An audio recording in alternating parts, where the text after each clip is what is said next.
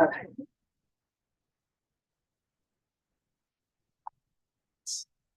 All right, go ahead. Sorry.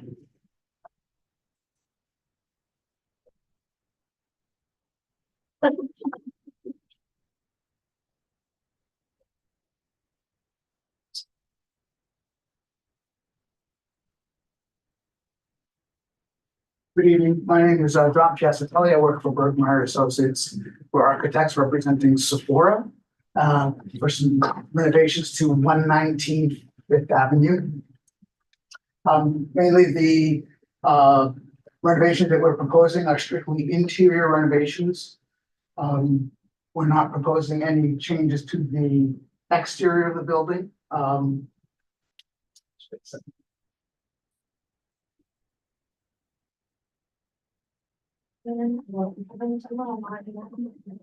So I should make, do you want to log in so I can make you co-host? Yeah. So you'll be able to, you can want to be focused.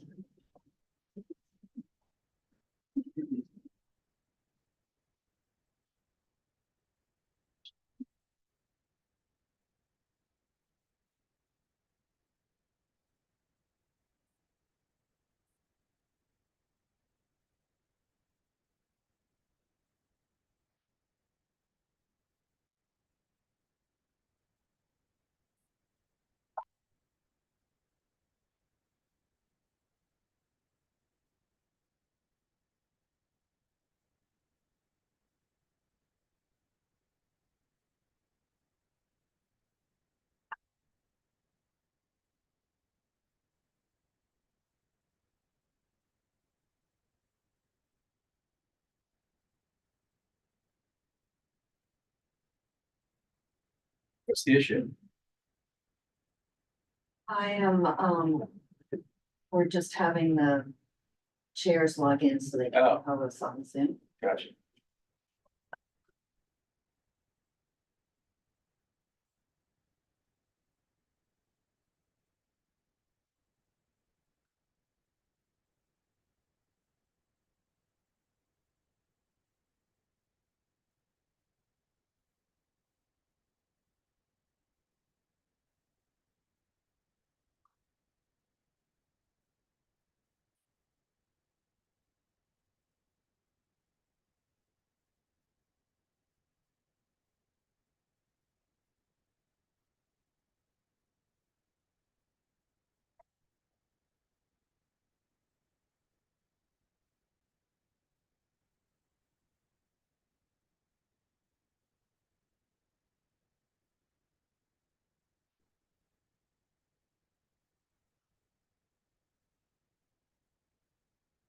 That work?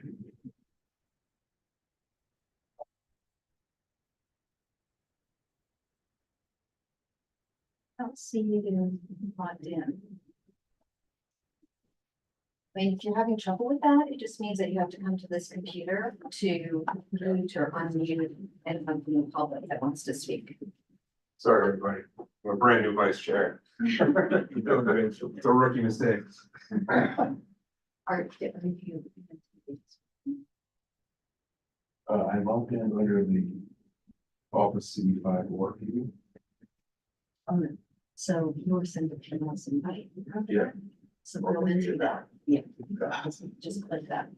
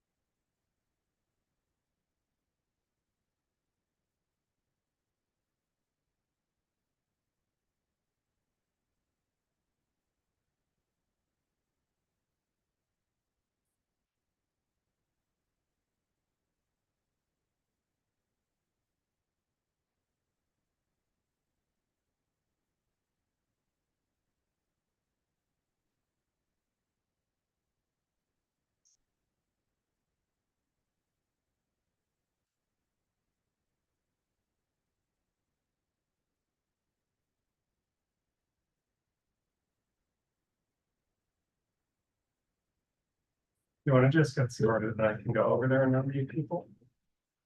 All right. All set. All right. Thanks.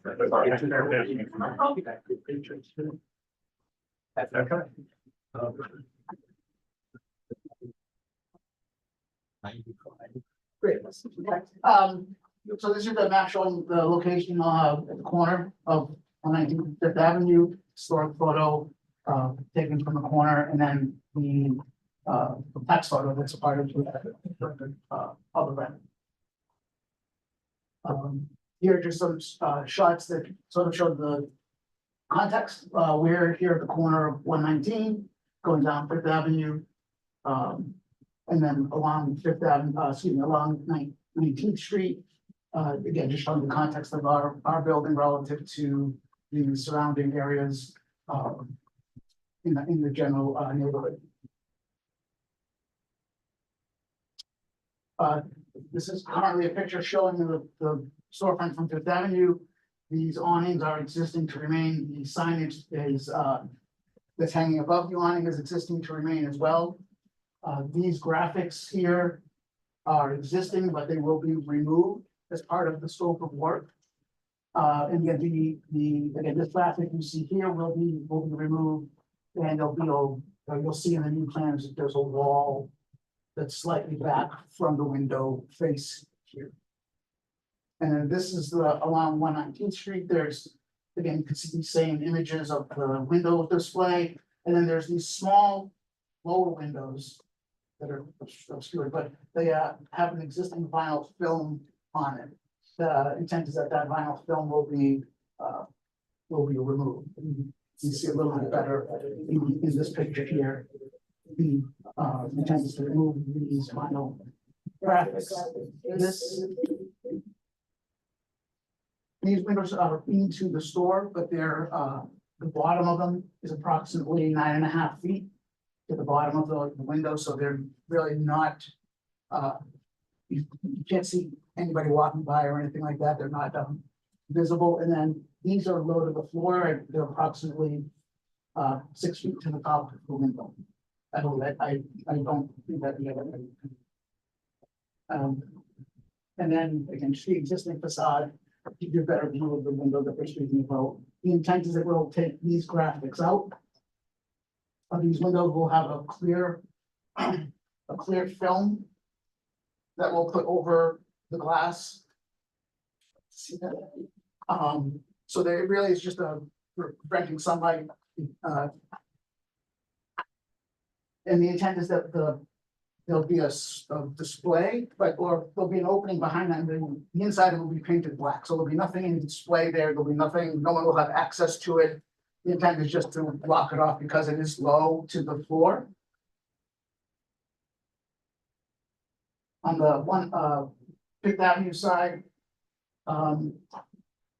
these are the existing graphics that are hanging in the window that will be removed. You can just see this is the little wall that you can see in this elevation here. Those graphics are hanging in the window approximately 2 feet back from the glass, so there's a space between them and the glass. And this is the end of that wall that you see here. This wall in its entirety received this this is their typical wall covering that they use, vinyl wall covering that they use for their graphics. It's their sort of iconic look that they put on the wall that will be visible through the glass, through the windows. Like to see that up close. And along 119th Street, we're taking out the graphics, putting the film in place. Behind the wall would be painted just a black, dark charcoal gray, I think is the color that we would put behind the glass, the windows. So again, there's nothing, we're not making any changes other than taking the existing film off. The black stripe you can see would be on this wall here. these are those lower windows that you see here and the upper windows that align with it. Here, and then these are, there'll be a cap over this at 9'6", so that nobody could throw anything into there, or and no light will get in behind it, so that it'll look like a dark box from the outside. You won't see any, you won't be able to see into it. And then just some comparison images. This is a CVS that's down down the block at 130th. So you can see they have similar things like what we're proposing. They have a graphic in behind the window. They've actually mounted, looks like some graphics on the window. So we're similar to that. We're trying to have something that will be displayed behind the window rather than against it or in front of it. The dimension between the glass and the graphic itself will be about 23 inches, 22 to 23 inches. And then again, the Harry Potter store at Broadway. You can see they've done similar treatment where they sort of put the displays into the windows behind the glass. And we're sort of mimicking that. We're just not gonna have anything in the display window itself. That's it. Does anyone from the committee have any questions? John? Yeah, I just want to make a clarification. Inside this building is not landmarked, right? This is coming before us because of the distance between the display and the window, is that, That's what I believe. Yes, correct. all right, and could you again just tell me how far in from the window the furthest display is? So this display here is almost 3 feet, 2'11" from the glass to the wall. It's a little bit wider here at 3'5", and then in here it's 2'11". And these walls are visible from the street or the sidewalk. In here, in these 3 voids here, it'll just be a black box. There'll be nothing in there. You'll look into it, but it'll just be a dark cavity void. There's nothing planned to be displayed in there. It's not accessible. They really need to sort of emphasize it and try to get as much fixturing in there because it is a smaller store than they're typically used to. So that's why they decided to put this display to sort of close up those display windows.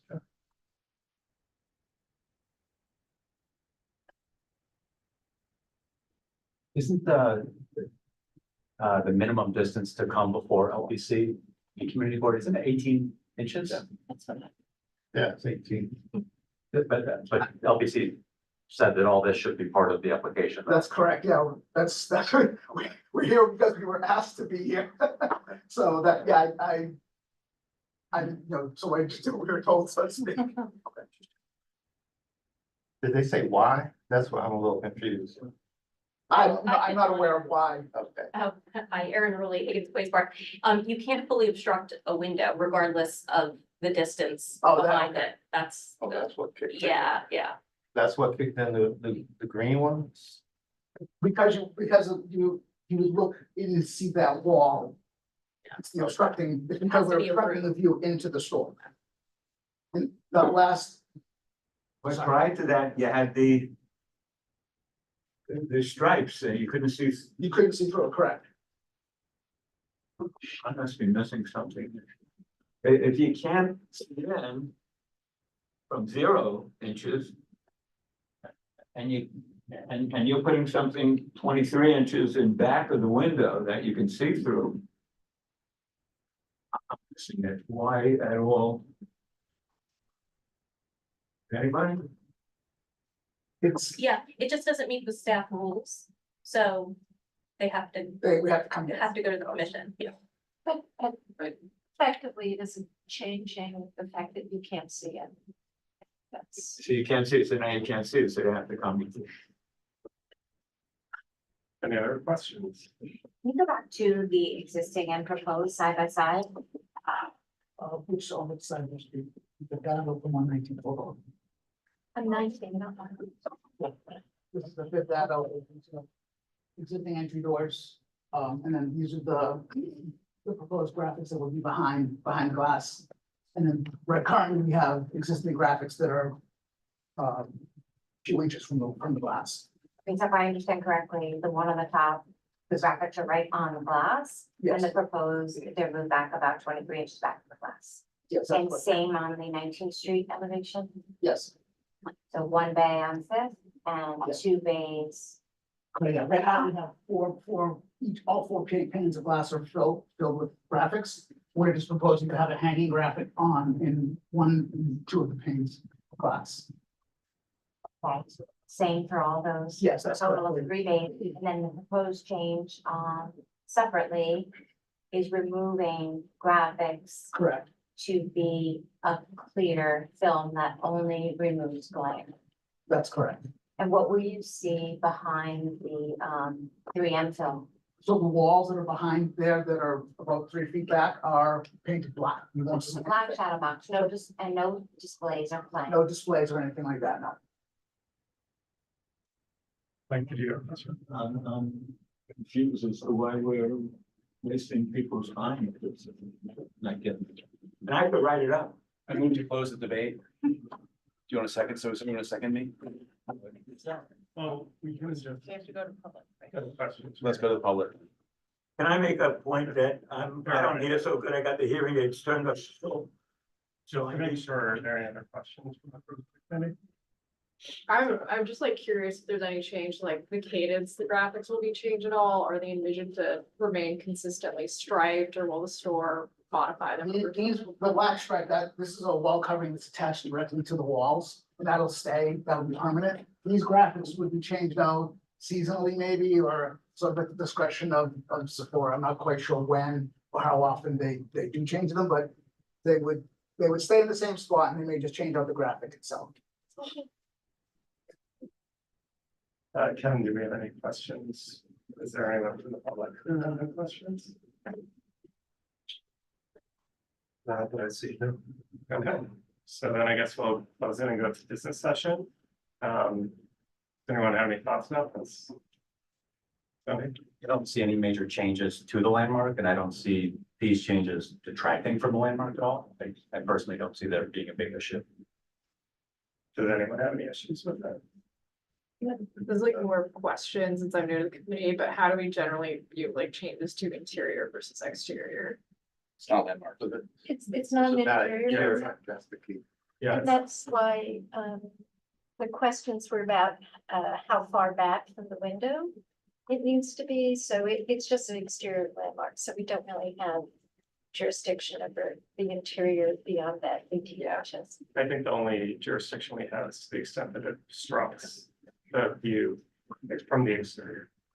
So, on that basis, any final thoughts, comments, or should we, does anyone? Sounds like the resolution is to approve it. I Yes. agree with Tony's comment. Yeah. Someone want to make a motion? I make a motion to approve it. Okay. Second. Okay, so let's take it to a vote. Okay. Just read the names off. Yep. AIDS. Fisher. Who? Want to say yes or? Yeah. I am a yes. Garcia.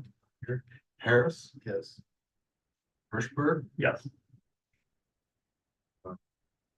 Johnson. Quebec. yes. Yes. Levy. Miller. Yes.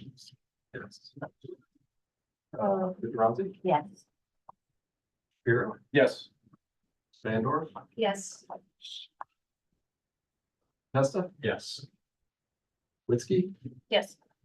Zoop. Yes. Motion passes. I do see that Morris is virtual. And, I think it's gonna change it. We're gonna run out. all right.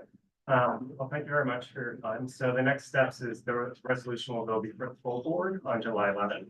At 6 p.m. You're welcome to join. You don't need to. There isn't going to be a presentation. We're just going to vote as a full board then, and then we'll go to LBC.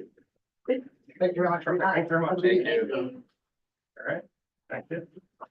And so our next application is, I think it's 115. Yeah, 115.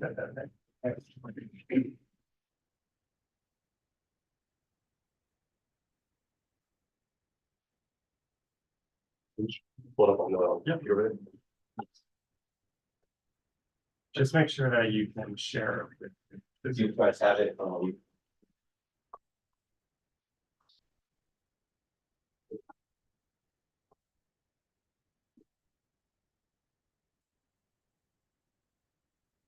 where would you guys, It wouldn't necessarily be stored on the computer. You can like log in now.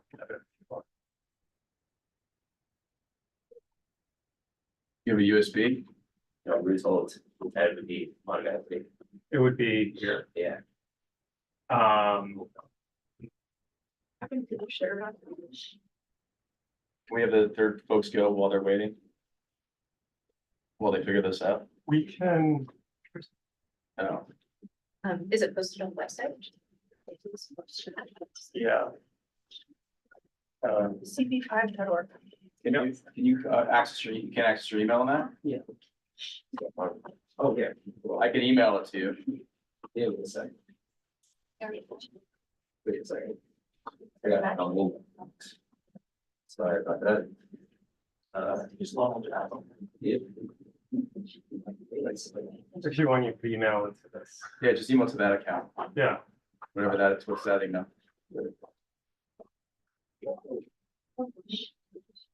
Just send an email to me here. Got it.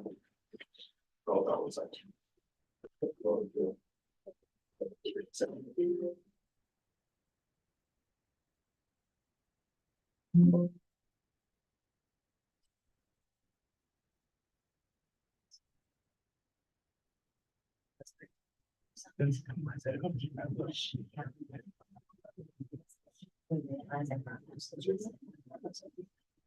No, I don't know what email address this is about, so I'm just, if you shrink it, it's right there, conference room.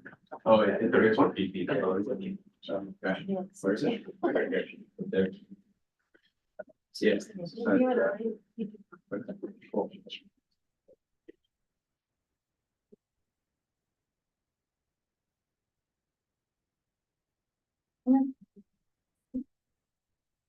You guys need the email address too. No, we haven't.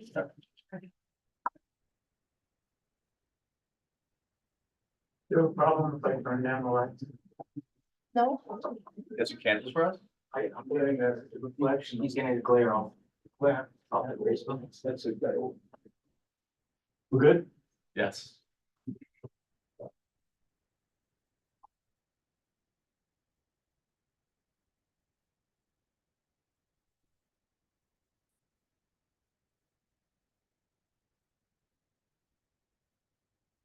F9 refreshes, I believe. Can I just say something to the new members of the landmark committee? We're lucky to be meeting in this room in the winter time, when it's dark at this time, and you look out this window and you see the ice skating and lights and stuff. It's really cool. I want to bring your camera and check it out. Just to take some time.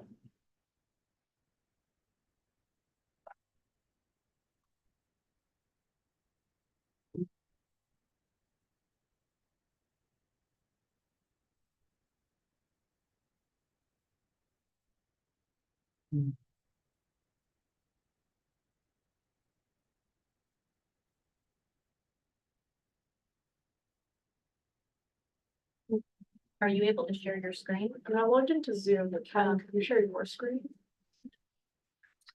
That's a good question. Oh, here you go. No, we got it. I got it.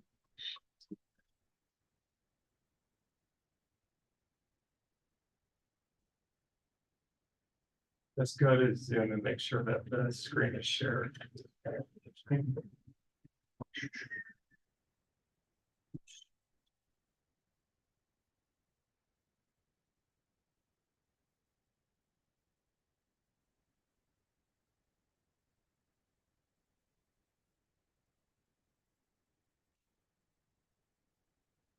Look at these slide, right?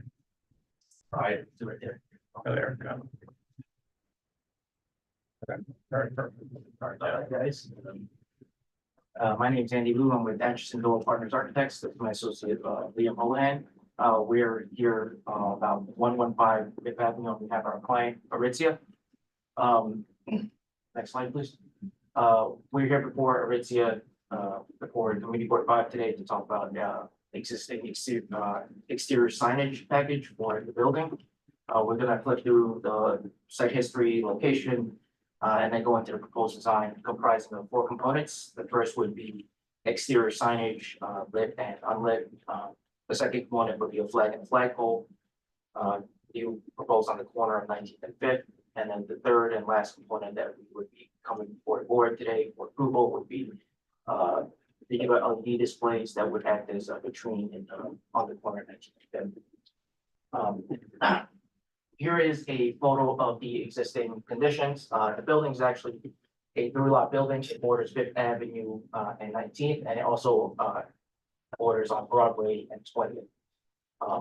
It's right here, Broadway. On the Broadway and the 19th Street side, it is a Crate and Barrel, and formerly home to the ABC Carpeting Home. And on the 5th Avenue side, it's currently vacant, but it was the old Madewell and the Hogan Running Store. Next slide. Here are 2 tax photos. On the left is the 1940s tax photo. This was originally the Arnold Constable building. And it was one of the largest dry goods manufacturers in the city until about 1920, when it became one of the department stores, and that went on till about 1975. In 1975, between 1975 and the early 1990s, before ABC Carpet came in, it would have briefly had a stint as the New York Public Library. But as you can go back one more, as you can see this is on the 5th Avenue side. This has the intricate woodwork, intricate stonework, and that was in 1990s torn down for the department store. And this is the 1989 designation photograph. The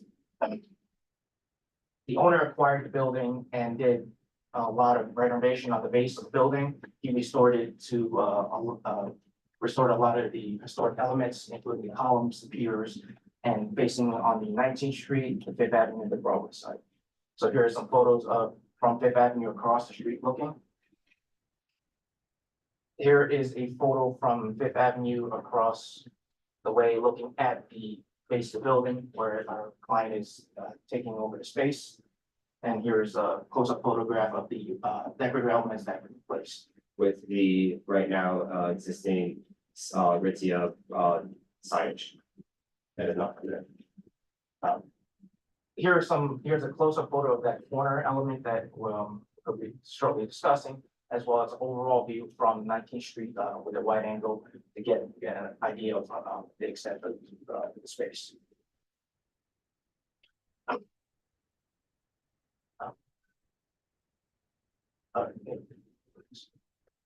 So this is the existing exterior from 5th Avenue. We're showing the existing flagpole that's currently there, the storefront, and we're gonna flip to them. If you look at the bottom, this is what we're proposing. As you can see, some of the elements are the flagpole, the signage above each doorway, and we'll get into each element as we go, but we'll first start with the exterior signage. And for your record, for the proposed render, we have removed the street lamp, just allowed for you to be able to see the proposed exterior render on the 5th Avenue 19th Street side. Here is an existing elevation of the 5th Avenue facade. On the top, you can see that the building used to be originally 2 storefronts. You had a corner entrance and then a middle entrance where the flagpole was situated. The client is proposing combining the 2 storefronts and putting a central double access, and that's at the staff level. But as part of that, they're also incorporating exterior signage. There would be exterior signage above the doors and in each window. On the 19th Street side, there is exterior signage and an entryway that we're gonna be working on, which would act as ADA entrance for people coming from Broadway, and also signage and the flagpole signage above the transoms and windows.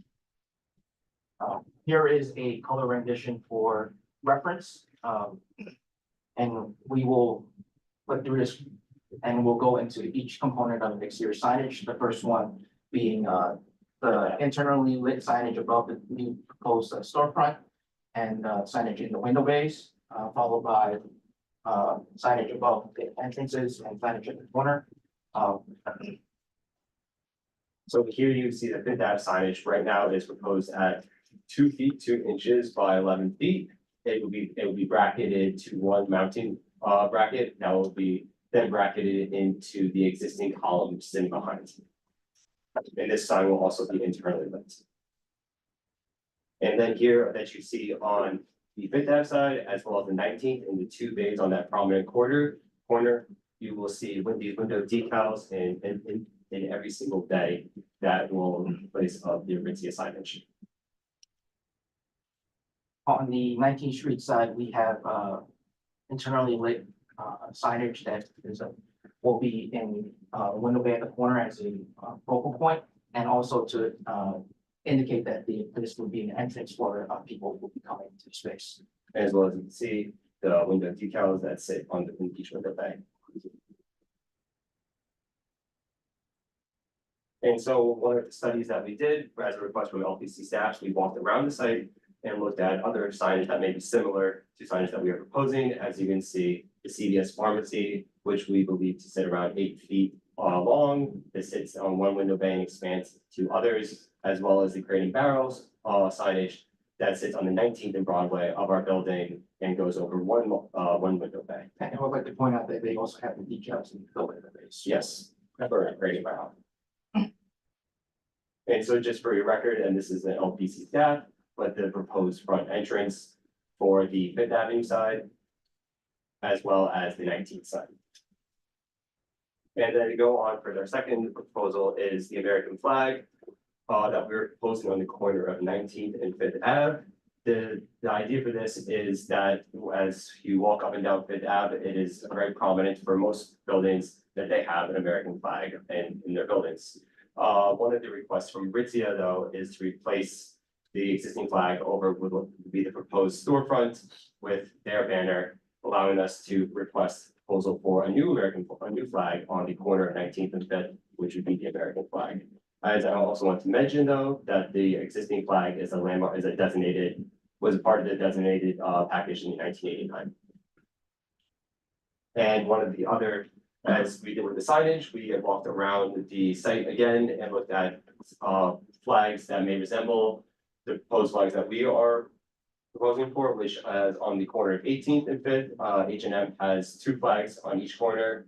The Banana Republic and Zara store, as well as the Crate and Barrel, has 2 flags displaying their brand. Just to make it note, replacing the flag on the flagpole would be at staff level. What we're coming before committee board here today is to put the flag on the corner to retain the tradition of keeping an American flag up and down with that. And then, So here, before we get into LED screens, as for LPC staff's requests, we did more studies into LED screens on Fifth Avenue, as they are becoming the future of storefronts and marketing. yeah, retail as a business has been evolving very rapidly, and part of this is kind of looking at how we can integrate digital screens and displays and display windows and vitrines almost to create backdrops for display windows. As you can see on the Lego, for one example, the Lego store, the screen is acting as a backdrop, where we still have elements such as mannequins or display elements that are in front of it, although they are set back way further back. As you said before, they are set back past that 18 inches of LPC. However, they are still required as an LPC for this. Because they exceed 50% of the Yeah. And so for here, you can see these are buildings that are in designated designated areas as well as designated buildings. You have the Bergdorf Goodman store, 636 Rockefeller Center, and then 610 Rockefeller Center. And just to add, we wanted to add buildings that are not designated landmark buildings or in districts that have these LED signs that expand way past the one window bay or that are large and that help the retail stores. So you have the UGG store at 530 Fifth Ave, the Philippines Consulate, as well as the Nike store. So we're coming for community board to propose, digital LED screens. I know that's kind of like, word that we have to really kind of uncharted territory in terms of the displays, but, what the client is proposing is the displays would act as a backdrop. They would not be straight up against the window. They would be set back approximately 2'8". And there would also be mannequins, in front and on the first and second floors of the 19th Street and Fifth Avenue facades. Now, on the Fifth Avenue facade, there are 8 current bays. There's 1, 2, 3, 4, 5, 6, 8. We are proposing only obstructing 1 storefront bay. And on the 19th Street side, there are 14 bays, and we are proposing obstructing 2, really emphasizing that corner as a selling point for window display and having something, a backdrop that would be interchangeable and also lends itself to advertising. These are a few of the details. On the left, you have it highlighted in red, the proposed location, setback about 2'8" on each side from the storefront. And behind it, it would be fully blocked off with a partition wall, so you wouldn't be able to see past them.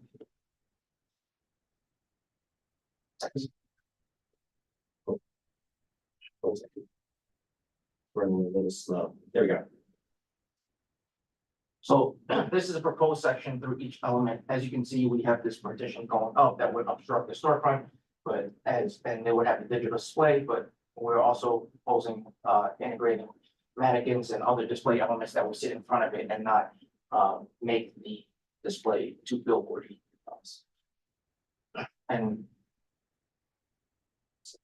And this is a render of and this is a render of what we are proposing. You have the displays that are set back, and the mannequins still sitting in the window would be the prominent feature. The lit, eternally lit LEDs and the flagboard. And with that, I'll open it up to questions from the floor. Okay, so thank you. Does anyone have any questions? Barbara? So all the examples of the LED screens that you showed are not in the Ladies Mile.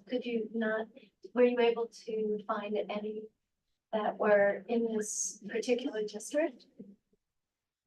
There are a few. They are Not permitted. They are not permitted.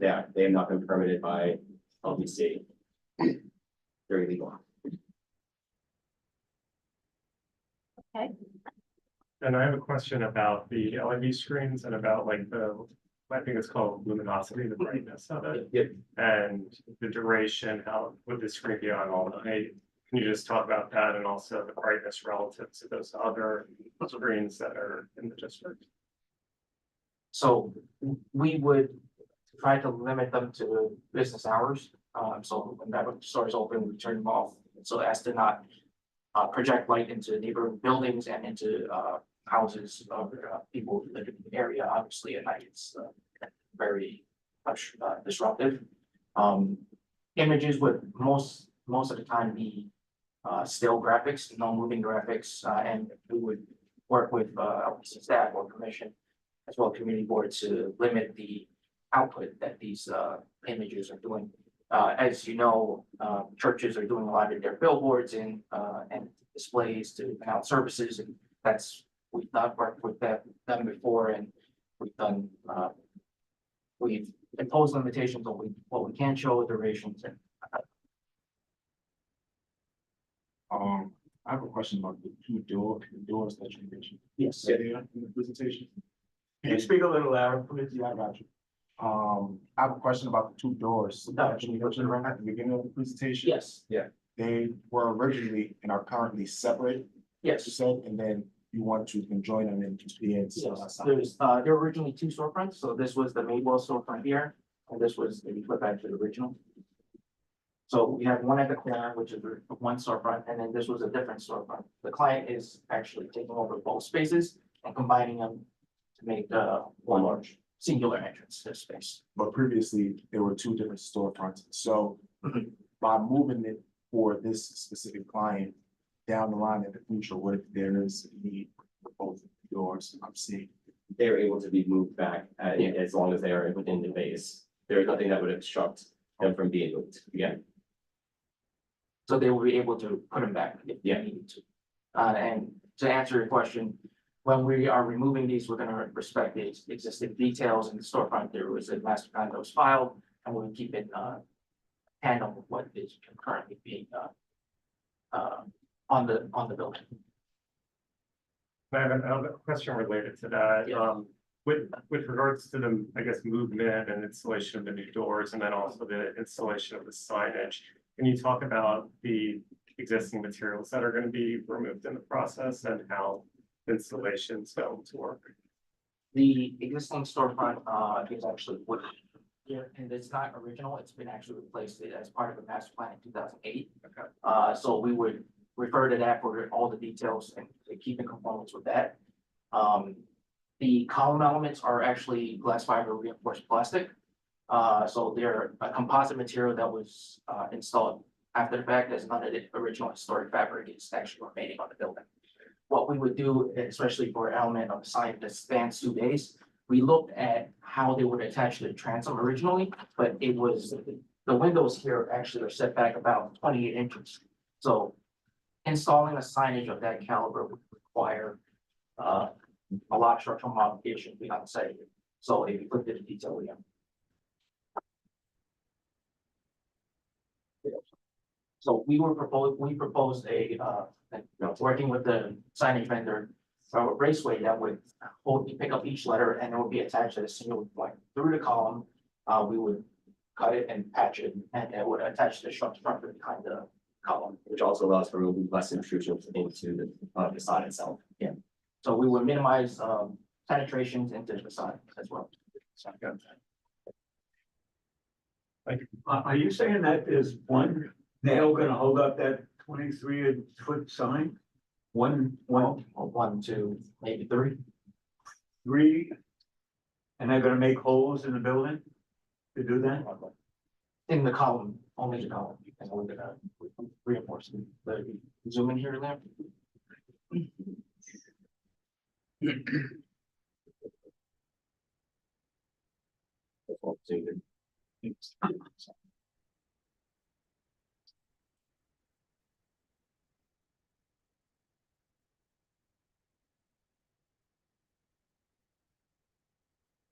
By the way, the detail. So we have a plate coming out and we have a channel, the amount of letters we've not touched with and the power will go through there and switches there, and that would be attached back to the column. So there's 3 of those with hammer. Right? It's gonna- And the fabric that it's going into in the building is that substitute stuff, not. the That's gonna original? go back beyond the composite material direct to the structure. 3 of them, hold up 23 feet on, 11. 11 feet, sorry. Regarding the flagpole, your rationale for adding a flagpole because you want one for the store brand and one for the US flag, right? Yeah. Okay. Regarding, I have a couple other ones, but just I didn't hear the hours of operation for the LED screens. It would be during business hours. I haven't specified. I have to get back to what exactly are the hours. I think Rowena is in here, can speak to that in a bit when we open up to the public. Okay, so I mean, assuming it closes 9 o'clock, the signage goes off. Okay, it's not still or anything like that. It just actually goes off. Yeah, we'll go. Thank you. Just a couple more. You mentioned advertising, potentially on those screens. Is this just for the store? Just for the store, still images. We like to limit the, and it would be reduced lumen output during the day, just to not be obtrusive. Okay, regarding the 2 big signs here on the front and then at the other entrance on 19th Street, those are going to be internally lit. Yeah. Did you explore any other options for lighting? We looked at areas around the neighborhood. There, most of them are actually signs, and they're actually lit by a lamppost, right? That obstructs outward. We approached that with the client. We are or we would prefer to go with the internal layout. We also looked at hill lighting, which is on the Great Narrow, on Broad Road as well. Thank you. So there's no precedent here for digital signs on this, and the Ladies Mile Historic District, is what you guys have said. There are some folks doing it illegally. You know, around the city, there's many folks doing it illegally. Gotcha. And so because it's actually beyond the 18 inches of the window. It's beyond 18 inches and above a certain size. On the Okay, so what's the storefront, size? What's the size of It's it? 50% of this window. It's 50%. And so if Yeah. you made it 48%, then it would We matter. wouldn't be here with here. But So, since we go so up, it's actually 50%. Yeah. Why would you do that? Oh, well, once we take 50% of our window, it becomes, Okay. for every I mean, small I scale, live, like- I live a few blocks away and I haven't seen a digital sign on this block. I can't recall one. No, You, they're very limited, but Okay. none of them have been Thank you. solved.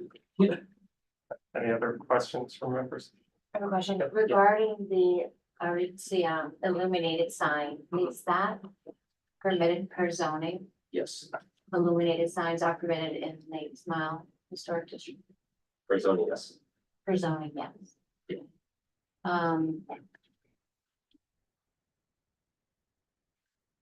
Follow up to Tony's question. So if the digital screens go off during business hours, is it black? Are there other lights in the display case on the mannequins? Yes. What would we expect to see when those screens go black? It will go black and then flip to the section detail again. Second, that's not the section detail. As you can hear.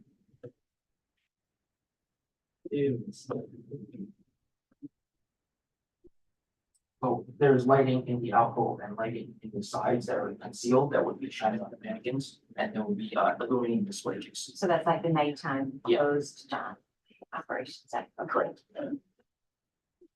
And then advertising, if you said no advertising, is that correct? It'd be limited to still images and. Of the brand, of the Aritzia brand. Right, so Yeah. you would see somebody just wearing clothing, but it's not gonna say 1999 sale. I would have to defer to Rowena, but I would say yes. Like branded, but it's not truly an advertising sign, because there's a distinction, Yeah. okay. And then my last question is any blinking with those digital displays ever blinking or animating? No, just changing, just recurring or rolling, okay, thank you. I just want to clarify one thing on the 50% question. So it's those two bays on the one side and one bay on the other side are entirely blocked by this signage, which means it's over 50% because it's Yes. 100%. We're, yes. Okay, Exactly. it's not that it is No, 50%. the it's that rule it's is over. once it exceeds 50%. Understood. Come before community Thank board, you. and it's irregardless of whether how far setback it is, could be 5 feet setback, could be a whole inch beyond 18 inches. It's just once it exceeds 50%. And technically, per LBC rules, this could be considered one bay. Yeah, this can be considered one bay, this, it depending on how big it is. Transits are considered individual bays of class are considered bay. Understood. Thank you. So A related follow-up to the 50% rule, is that specific to LED lighting or any kind of blockage? Any kind of sign or obstruction. That will be covered, that will like pass the see through. Because I think part of it is just keeping in the continuity storefront, being able to see through a storefront into the store is something that they would like to retain. And that's why I'm trying to limit the amount to a few only a few select bays within the expanse of the store. Thank you. So a question about the doors. So the doors themselves will be the same. It's just the location that's moving. It's the same like pane of glass in the middle. Correct. Oh, yes. Yeah, I have several questions. Yeah. You mentioned that the signs, the digital signs will be still, will they have the capacity to blink or to be animated? I know you said they won't, but do they have that capacity? Most likely, yeah, there's capacity. So what assurances will be put in place that once you put these signs up and they have that capacity, that it won't be used? It's believe for us to go in front of the LPC and everything's to regulate how these signs are being displayed. So obviously would also request that it's condition of approval, it can be limited to hours, limited to signage, limited to blinking, that's a certain type of grace here. As well as lumen output and if they approve it, that would be part as a conditional approval and the client fails to adhere with it, they can revoke that. Next question, the flag poles. Yes. The additional flag pole you're adding for the American flag, what does it look like in comparison to the existing? It would be the exact same size. Same material? Same material, size. Same everything? Yeah, just moved over. Just added one for the Okay, and what impact will that have on the fabric of the building? Elevation. And by fabric, you mean the historic material that we're mounting into. We are mounting at the sill location, so just going in, we're not gonna be penetrating any columns or any historic cast iron. I think the location is a similar location where it's currently installed. They just further down. So we don't anticipate any impact to historic fabric. And then my last question, with the entrances, what impact will that have on ADA access? Both locations actually are both ADA accessible. And you put to slow down. On this is the Fifth Avenue side, you can see the double doors here and here. Once you come in, you can get into a wheelchair lift and I'll take you up to the main floor. On the 19th Street side, if you come in through the double doors here, there's a wheelchair lift that will take you up to the main floor as well. So both locations will be ADA accessible. One's coming from, if you're coming from Broadway, if you're able to get in without going around the block into the main entrance. And if you're coming up Fifth Avenue, you can come in through the Fifth Avenue entrance and be accessible from both ends. What's the current accessibility? There is no accessibility. The Madewell store is 3 steps up currently, before it got demolished. And the Hoka, I think, is at grade. The Hoka is at grade. Yeah. So there's no current provisions for ADA accessibility. We're improving it by adding both in both locations. Okay, and then one last question along those lines, have there ever been any legal proceedings against the building for access? Not that I am aware of. Any other questions? Or should we, guess we'll move now to any questions from members of the public. Zool. Thank you, Mark. So I think fighting the rampant branding and crass commercialization of Fifth Avenue is a lost cause. But I really would hope this committee and the LPC would hold the line at these LED screens. Are we in comments or? No, we're questions still. Yeah, we're. I'll wait for comments. All right, are there any, members of- okay, Okay. I guess I'm gonna comment. May I? I'm not in charge. Yeah, you can. Want to tell something? You can make a comment. Yeah, thank you, Mark.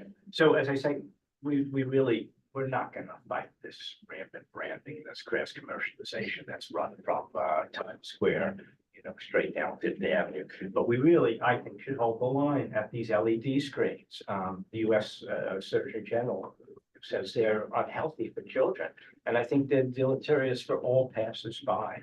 I mean, the visual clutter is outrageous at this point, down Fifth Avenue and around our city. And I really hope you would consider not allowing the use of these LED screens. Yeah, I agree. I live a few blocks away from them. I think that I'm fine with everything in this presentation, except with the exception of the LED screens. I think that is out of the character of the neighborhood. And so I don't know if there's a way to do a resolution where we can approve everything except for the LED screens, but that's what I would vote for. I also, not, I agree with about the LED screens. I'm also not, I just want to address the internally lit sign, and also the flagpole. I don't really, I think if I remember correctly, Tony can correct me, historically, we don't generally add flagpoles, to buildings. And to me, it just adds visual clutter that's unnecessary, and so I would prefer that the flagpole, at the corner also be denied, I would prefer not on a landmark building. I also think that internally lit sign is not appropriate. I mean, it's a large sign, but I would be more in favor of it if it were lit from some other source. That's my take. So, This is maybe more of like a clear. Little louder, please. This is maybe more of like a clarification thing just around the LED screen, because I know the last application, we kind of were supportive of that blockage. It was not an LED screen. There was like not a lot of ads. So in this case, in my mind, I feel like hypothetically, there could be a way to make the LED screen less disruptive in terms of just making it dimmer or having a certain material and, you know, not having it be like really aggressive in terms of advertising that could potentially make it more tasteful. But yeah, curious what others think. people will be happy with the version of the LED screens that I know they mentioned restricting it to normal business hours, but or is everyone against LED screens? I don't have a problem with the LED screens as long as, especially if we're restricting it to business hours. Because it looks like across the street, there's already ones like the Link screens, so there's screens there, and I think we're not the screen that we're looking at the most for people. And it's better that people are coming to us and we're able to put in conditions about it, not blinking or that it's not going all night. So I would personally be on the side of okaying the LED screens with the conditions that we've talked about. I just think that there's a lot of moving parts, and especially with many of the changes. As a landmark, multiple changes actually does visually change the landmark in a sense.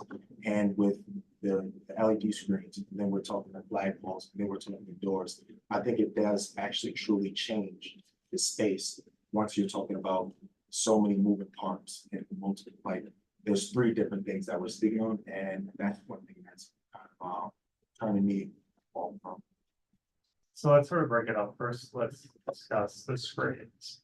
In regard to the screens, I feel there's a place for digital screens in storefronts in New York City, but they do not belong in landmarks, especially a landmark building in a landmark district like Ladies Historic Mile. So I can't get my head around approving an LED screen of the size or of any screen, any size.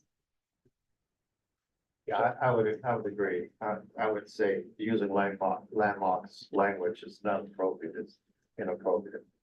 Okay. And not harmonious with the neighborhood. Anyone? Can I motion for a vote or? Oh, we're still going through there. Mike. Okay, you know, as you know, I studied the history of the area. It's called Ladies Mile Historic District because people used to go there to shop. You know how they got there? They got there on an elevated railroad that went along 6A, noise, boom, boom, boom. Made those signs that we're talking about. This stuff. I mean, this was really a train coming back and forth, going all the way up to Central Park and down, getting those women. And then one store called Siegel Cooper, when it opened up in 1903 or something like that, they had a fountain in front of this place. This fountain was, forget about what we're looking at. This was groundbreaking. This huge fountain. People used to You know how they meet today at Grand Central, at the clock, we used to meet at the fountain. And they used to come there and the place was vibrant and it was jumping and it was sparks overhead and there were horses clopping down the street. What we're dealing with is buckets here. It's so pleasant to see these old buildings that 100 years ago were vibrant department stores like Arnold Constable being reborn as new stores. I think we should encourage this and help this. If they got a little too much light, okay, hold back on the light a little bit, but we should be encouraging all this reoccupation, refurbishing of these old buildings that were a mainstay and why the Ladies Mile is a historic district today. Keep that in mind. Sounds like we have a group that's very much opposed to having any any LED screens, and then some who are fine with it, subject to regulations. Well, right, I mean, speaking of regulations, as David brought up, I mean, across the street directly, there is a condo building, there are residences right there, there's plenty in the area. I mean, having signage of some degree is certainly very common in Ladies Mile, but all over the city. And I'm wondering if people would feel more comfortable if one, it were dimmer, and two, it were static all day. That could change each day maybe, but I think the brightness that we're used to seeing all over the city, I mean, that to me, that's exactly what I picture, just like walking by and being like, whoa, they're usually pretty intense. And then when it's moving images, that's also quite distracting. And I'm wondering if the committee would be kind of on a level with having something that might follow those kind of criteria versus let's strike it all together.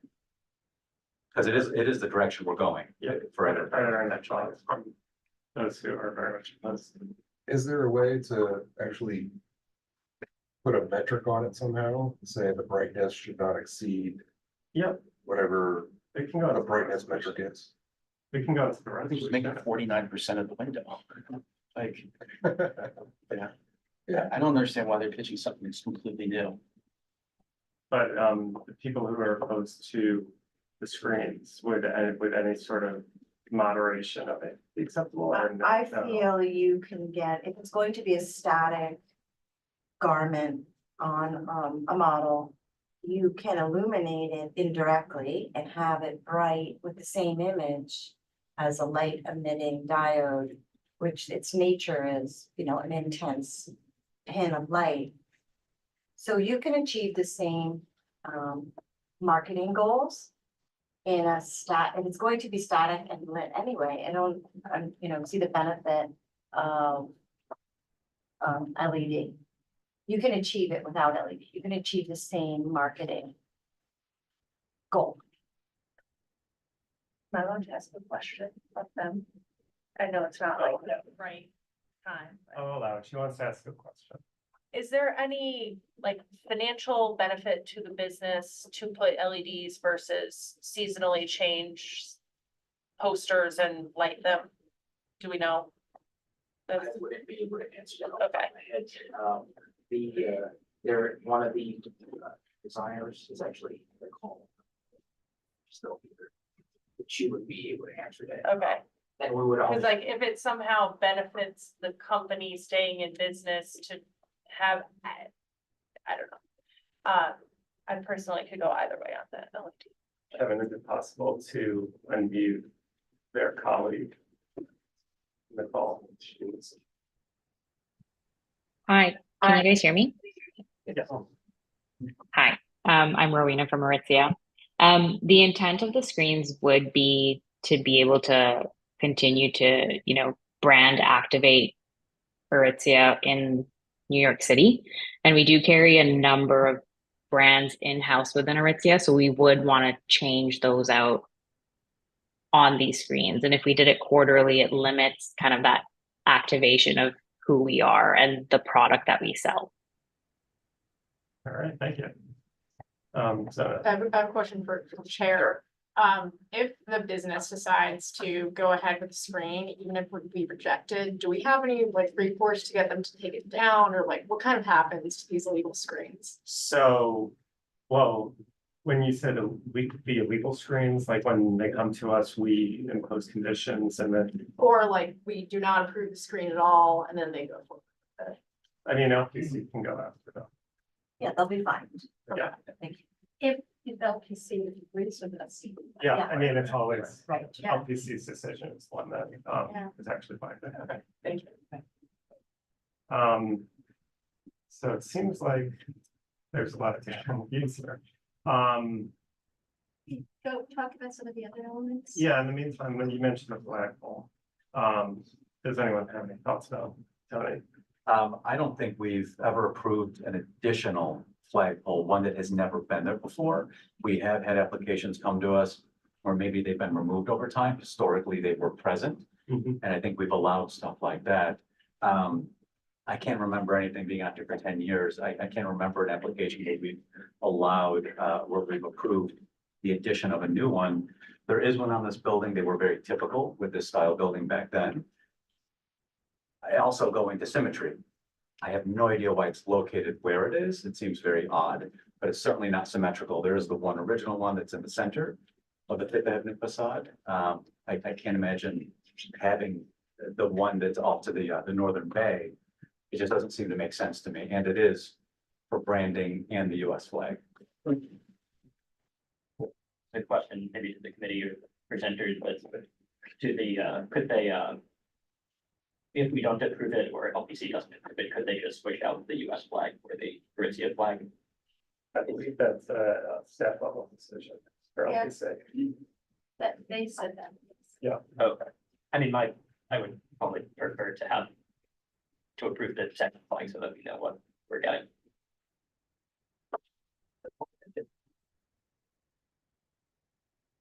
Any other thoughts about the flag? If people like it, the second flag. Are there historical photos with flags on the building? There is currently one. That's been there. Like the original building? 1940. That's the one flagpole right here. There was one here, it looks like it is one in this one. So can't you just duplicate those? This is we're not in the other, that's the other side. This is the Broadway side. This is the Broadway side. There's only one flagpole, but if that. Other side of the building. I kind of agree with Tony. I don't understand why they're kind of not symmetrical, but flags don't bother me. Yeah. You want two extra flagpoles? I mean, I agree with Tony. It's about precedent. If you approve the flagpole, then there's now precedent for every retailer to come forward and say, we would like a flag, more than one flagpole. One is in keeping with the original, so I don't see the need to add a second. It's nice that they want to advertise their own brand and acknowledge the American flag, but I feel like it's a choice and they could easily change flags out. And also, speaking about precedent, for our longer serving members of the committee, are you familiar with any other approvals in this area of LED screens? Okay. All right. I mean, can we just make it mandated that it's an American flag? I feel like that's not, we can't get into the content of, like, same thing with the screens, really. We could say like advertising at the store, but we can't say that it needs to be like American flags or like. Can't go that in the weeds. Yeah, and I actually don't care what they display, if it's an American flag or they're on the banner. I just don't want a second flag.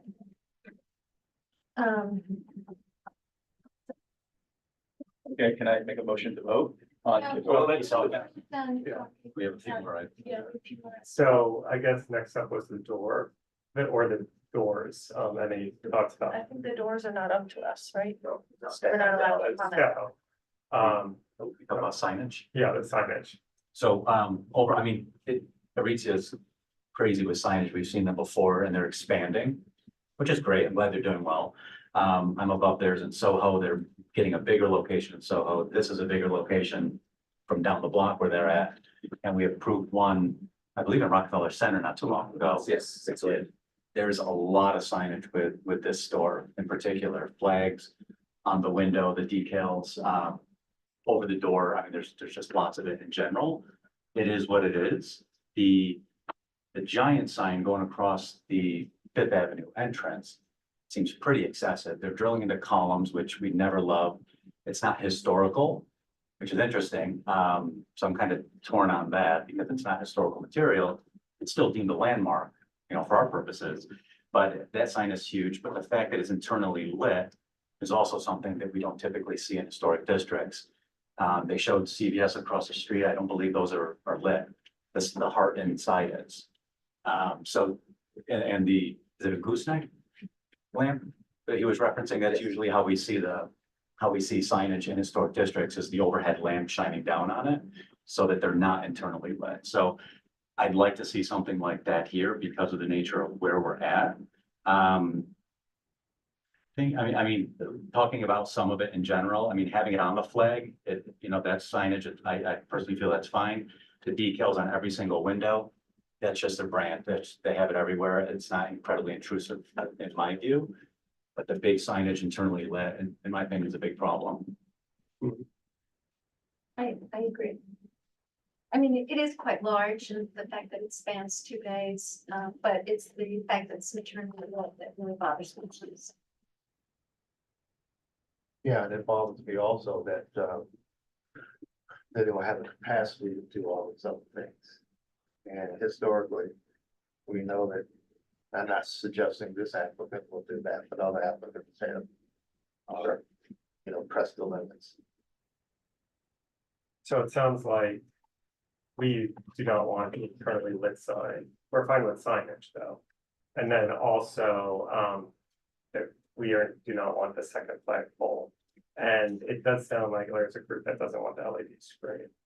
Are there any other elements that anyone wants to comment on? I think those are the 3. Okay, let me just make sure. So would this be, in this scenario, basically, would it be a full denial or denial unless with respect to the signage? Denial. I think denial. Denial unless with respect to the signage. Yeah. Okay. Does anyone want to? No LED screens at all. No second flagpole and no externally lit signage or internally lit signage. No, internally lit, but we're approving signage. It's just, yeah, so it's denial unless. Yeah, if you look at the presentation, the signage is big. You're gonna know that it's Aritzia, without the flag and without the, internal lighting. Just to be clear, are the doors before us? We're approving that, or the doors not before us? There's Your staff level, okay. Just like on the LED signage point, I still personally feel like it's fine if we restrict it, especially given like on the subway now, like outdoor, all these other vendors are moving away from printed paper towards LED. I'm happy to vote along with the committee, but personally, I just feel like LEDs will be inevitable and we should try to set good precedent when we can. Yeah, I guess, if we vote to full denial, I think we should also just make sure to note what we would, if it is going to be approved, what we would be more comfortable with limiting hours. So it would not be a full denial. It would be denial unless. So what we're denying the other elements in full, I guess, but we are denying the application unless they have the signage that is not internally lit. So there would be signage and it can be lit from like a lamp above. Or for the LED specifically. I had that in mind. Okay. That we give our conditions of limiting hours. It sounds like a lot of people want to deny the LEDs altogether. Okay. So vote yes, will be agreeing to deny. Or agreeing to deny the LEDs, agreeing to deny the second flagpole, and agreeing to deny the internally lit signage with the exception. Yes, it's basically they can do the signage, but they need to light it differently. Our rules are a little clear. So If we're voting, if the resolution is full deny for the LEDs, then I'll probably vote against that. Just I think we should take the opportunity to signal what we do want. Things like limiting hours of brightness. I asked this in general because I don't know. Louder, louder. Can we separate the LED issue from the other issues? Can we take a separate vote? I don't know. I I'm think not we good need to about- have one. I think we have enough, I think we have enough support without like denying the LEDs to go with it. I'm just Yeah, but asking I a think there procedural needs to be like one resolution that goes to the full board. Somehow think, We can have two components to the resolution. I've done those before. that's what I thought. How would that, so how We're that, we're pulling out, so We we're do a pulling out the separate- lighting, excuse me, the signage and the flag. And then we're doing, the LEDs as a separate resolution. So there's two resolutions essentially. okay. And Tony, is the one resolution a full denial for the LED and the other is denying less? Well, what would be the purpose of doing two separate unless we're saying different things? Well, right, so it's almost like we should take the temperature of the room, because if it is going to be, everybody says, let's deny the LED altogether, then it doesn't make sense to separate. But if most people would be okay with, can we alter it? Then that would be a different component, right, from the other two. How mixed do people feel about LEDs? I'm denying LEDs. I can't deny it. If it's separate, I would approve it. If it's bundled, I would vote with the committee and just say no. Well, say that again. If we separate it out, my preference is to approve the LEDs, but if it's bundled, I would just vote to deny it. I mean, it sounds like there's enough support just to bundle it all together, make it easier for the whole board, LPC as well, so. Does someone want to make a motion? And if I could just comment on that quick, I mean, if we're writing out, 'cause I'm the one writing the resolution, basically, we're going to state why we're denying certain things. And our hope is that LPC reads enough of the detail to hear some of our concerns, and they may come up with some alternative solutions, right? 'Cause it's not our job to really redesign anything. Our hope is that they can do that. So we'll be detailed in the resolution. Okay, perfect. So motion to vote? Okay, Right, so just to make sure we know Let's hear the word. what we're doing. So regarding 119, excuse me, 115 Fifth Avenue, regarding alterations, to the retail level, addition of LED signage, traditional signage, and that includes the illumination, and then the flagpole, we are going to deny unless there's, no second flagpole added. The, something along the line that the main signage is not internally illuminated, and there's no LED signage. So if you vote yes, you like everything about the application except for those three components that we'd like to have altered. Or motion? Should I motion to vote? Second. Okay. Super. Brian, yes. Harris. Yes. Hirschberg. Okay, yes. Dabeck. Yes. Miller. No. Petrozzi. Yes. Shapiro. Yes. Spandor. Yes. Heston. Yes. Witzke. Yes. And Sue. Yes. Motion passes. All right, thank you very much. Thank you very much. As I mentioned before, the full board meeting of July 11th, 6 p.m. The resolution will go before there. You don't need to come. There isn't going to be a presentation, but we'll take a full vote then, and then it goes to LPC. Thank you so very much for your time. Thank you. All right, and now we're ready for the third and final application. Thanks to you for waiting. They're sharing. Oh, they're sharing. Okay, well. Can you put it up there and you put it in? Oh, yeah. That's right. Sure, we're gonna get it set. We need to, so it's still. They are. Oh. Now it's down to, My God. yeah, but still, this area is very low. Yeah, I'm already.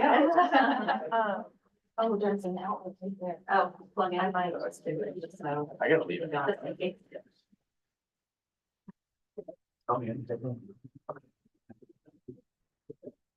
Great, so we saved the longest presentation for the last, hopefully we'll move quickly through this. Erin Ruley, Higgins Wade Barton Partners, we're the preservation consultants for this project at 95 Madison Avenue. We have the full project team here. And I'm gonna let everybody introduce themselves when they speak, but we have Sunlight Development, who is the developer for the project, FX Collaborative, who are the project architects, and Walter B. Melvin Architects, who are the restoration architects. Thanks. Oh, it's reflecting, yeah, great. Okay, no sure. Either of us. Okay, so we'll jump in. 95 Madison Avenue. It is an individual landmark located on the southeast corner of 29th and Madison. And it was designated in 2018. It's a 16-story neo-Renaissance commercial building that was constructed in 1912. The project before you today is the conversion of the building from full commercial to mixed use, and that'll include 70 residential units, approximately 70. It's a very exciting project. I don't know if you're familiar with the building or not, but it is fully terracotta, incredibly elaborate. It is luscious in dripping in terracotta detail, and it's in very poor condition. And so in a large part, the conversion of the building is really what's going to allow for the full restoration, in-kind restoration of the building and provide for its long-term preservation. There's a system of modifications that have been carefully detailed, primarily looking at the base of the building for new residential entry and canopy. We have existing original windows. They are metal-clad calamine windows, very poor condition, and they also do not meet accessibility requirements. So they will be replaced in aluminum to match. It's going to be a brick-to-brick replacement, very good details. So 100% replacement from the 4th floor up. And actually, it's the 3rd floor up for window replacement. Sorry about that. And then some modifications at the mansard roof. The mansard, as we'll see, is also in very poor condition. It was originally a clay tile roof. It's now roofing membrane, and so it'll be fully restored and with some new apertures that allow for the residential component behind the mansard. And then there are some core and bulkhead alterations that we'll need to include, and that becomes the only visible rooftop aspect of the project is the elevator bulkhead and mechanical core. So we'll jump into all of that, and Robert Bates is going to speak to the restorative work that is all going to be handled at staff level, but just to give you a sense of briefly of the scope of what we're proposing, and then FX will take you through the design.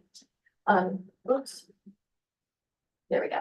So here is the stacking diagram on the right to give you a sense of how the project will lay out. We'll have continued commercial use on 1 through 3. And then above that, everything becomes residential. 16 is the existing top floor of the building.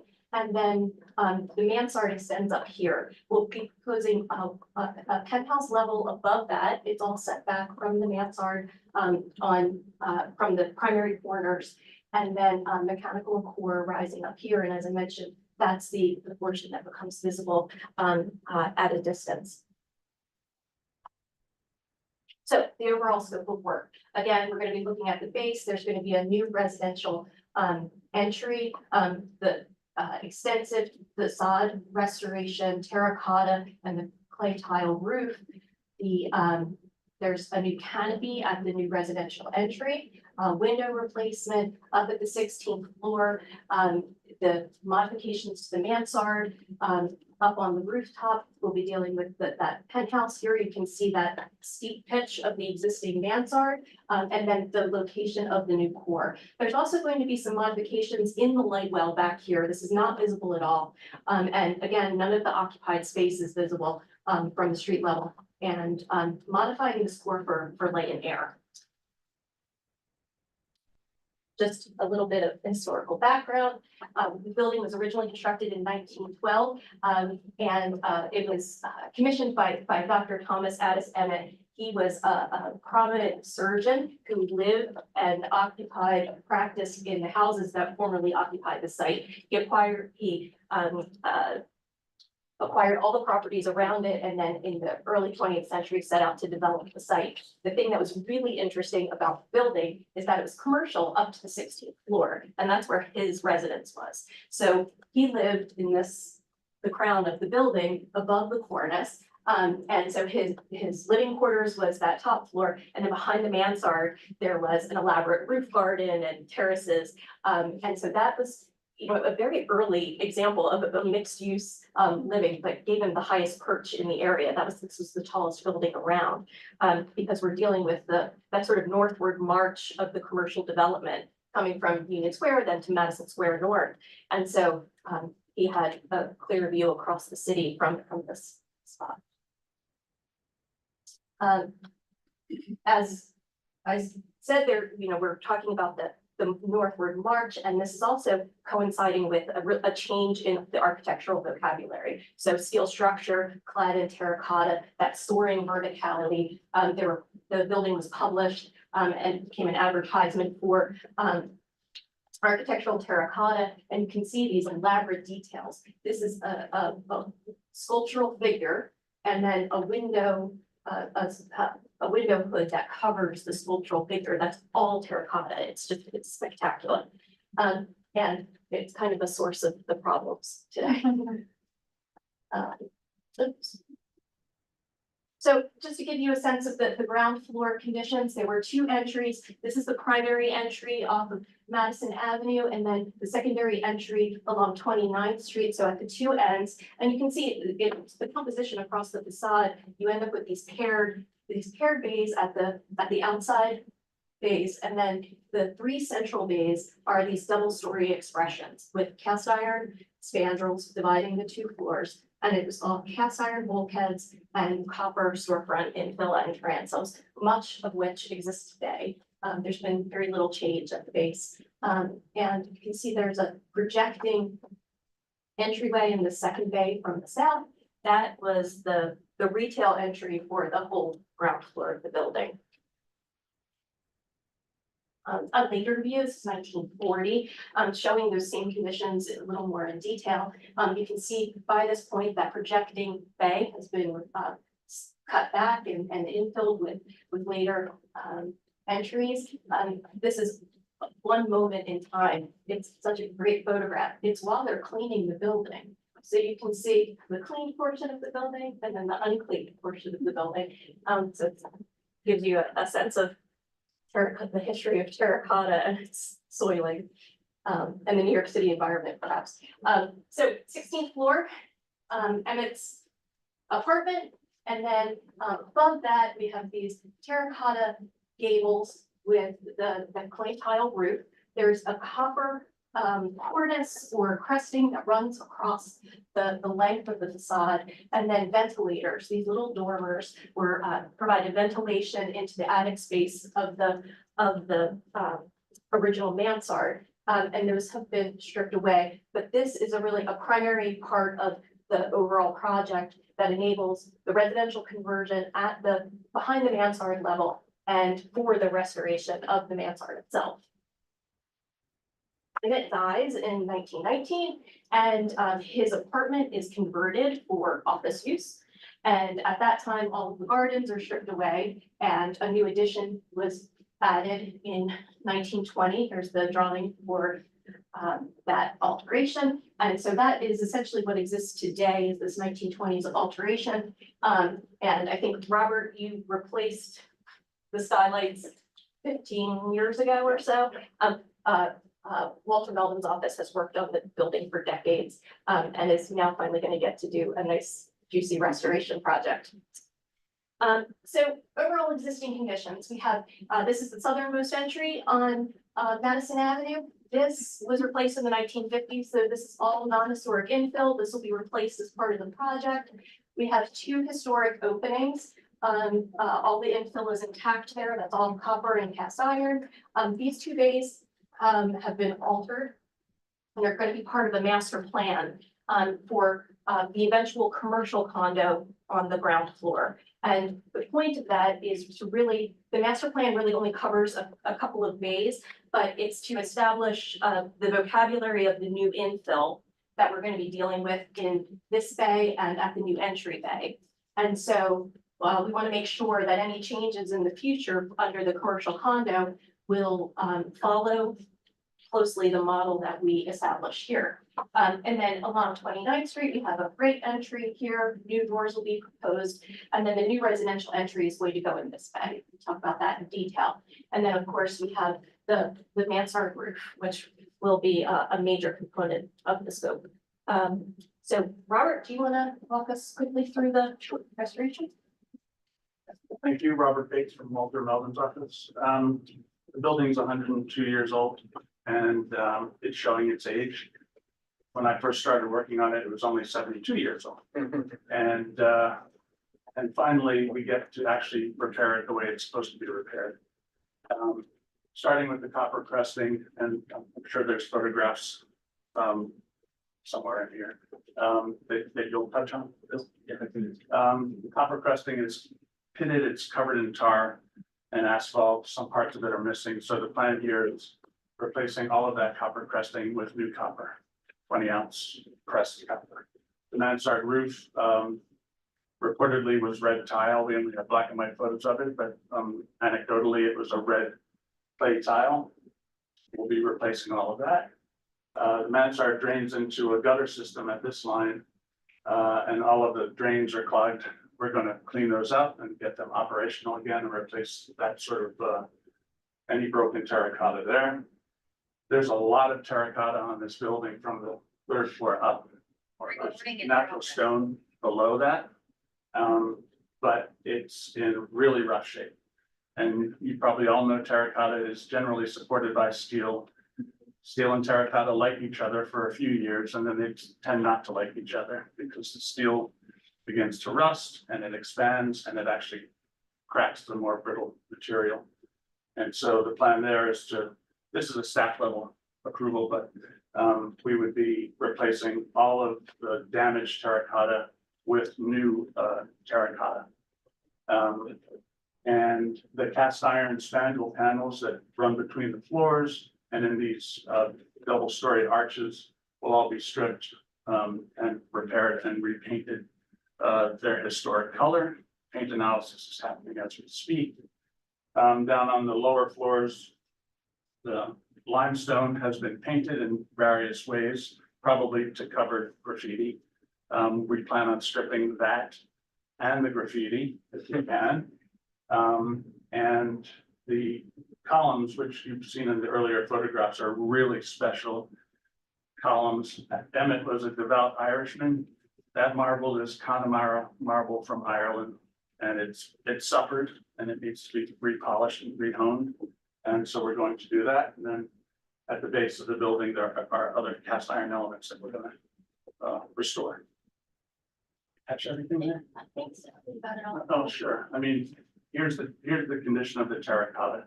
You know, this is really bad stuff. And the sidewalk bridge has been up for a very long time, protecting passersby, but we will be remolding all of these pieces and through laser scanning and then producing shop drawings and then going back with traditional terracotta. Obviously, we want this to last. So we're going to be treating the steel that's behind it, and we're going to be extending some of that exploratory scope to see if we can catch anything before it happens.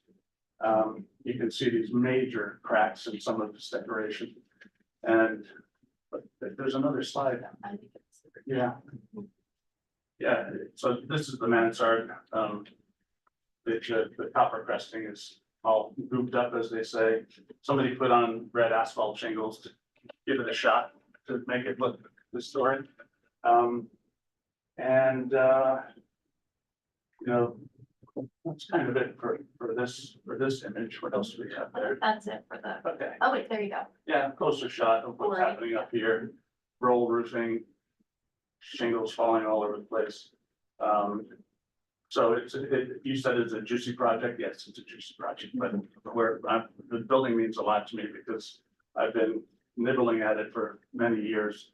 And so we're going to do a high class, full on preservation restoration program for facade.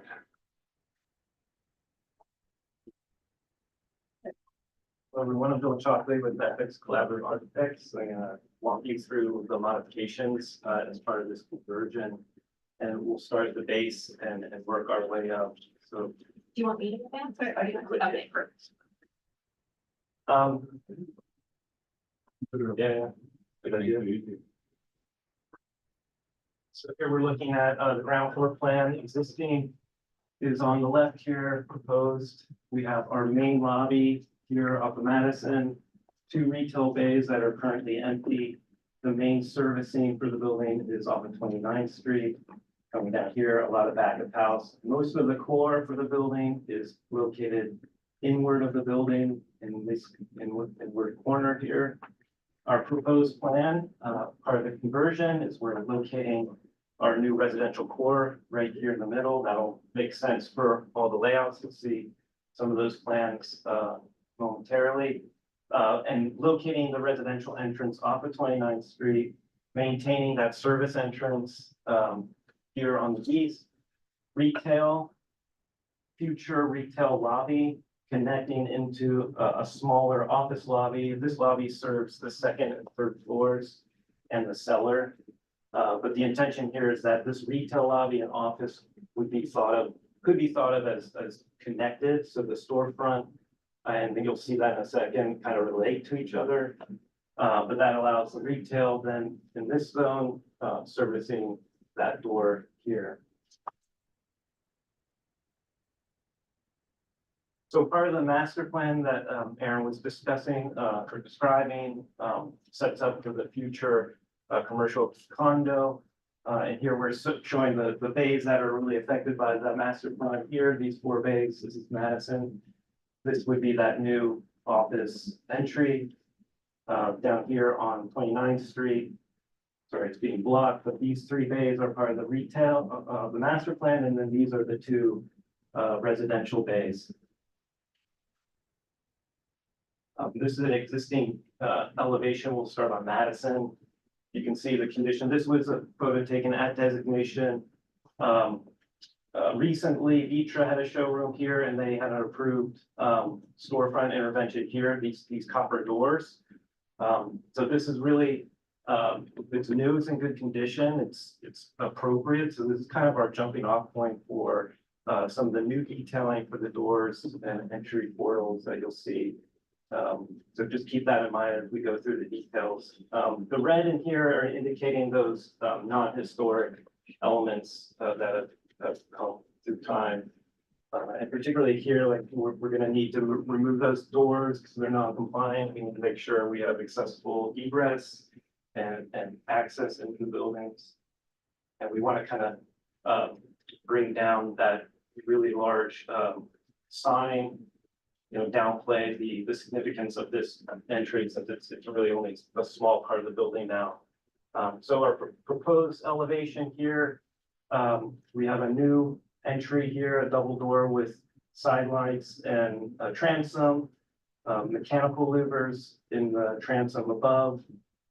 This is the existing Vitra, or previous owner of the Vitra, sorry, signage, part of the master plan. An allocation for a signage zone here, which would be the mentioned decals on the glass. Be developed with the future tenants there. And then in these 2 bays, we would propose new storefront in keeping with the existing. So reestablishing the 4 transoms and the copper mullions and articulation that was once there that's been removed, and the 3 transoms and the double door entry point there. And that would be all part of the retail master plan. But for the building conversion, this is a detail of that lobby entrance. Again, we have the new double door transom and side lights doing the full opening, and then a mechanical louver here that's going to be supplying fresh air for the lobbies in this portion of the building. It's kind of hard to tell in this elevation, but all this is the existing fabric that we won't be touching. And this is section. It's about a 9-foot door here. Okay, moving on to the 29th Street. Again, this is the existing service entry, all historic fabric. You can see this is copper here that's been cleaned. We have a non-historic door here. We have some copper louvers that have been inserted into these transoms. They're actually pivot windows, copper pivot windows, really cool. So that a lot of historic material existing there. What we're proposing is inserting the main residential lobby into this bay and rehabilitating this zone here, and as a service entry, but upscale, nicer finishes with those same kind of copper doors that we saw on Madison. And then relocating louvers for the retail. Just the detail on that entry, the main residential entry. Again, we're gonna have a canvas canopy coming out 16 feet to the sidewalk, 9.5 feet tall, or to the underside. We'll have a 9-foot door, side lights. The new removed louvers with new glass with the existing frames intact. Here we'll be introducing new vertical mullions to support the door. Having to cut away the existing bulkheads here and capping that, but we want to maintain the curve and that bulkhead as much as possible. And then just a section through that canvas canopy will have some downlights in there, but very minimal, 1 foot 2 inches thick metal posts coming at the street line.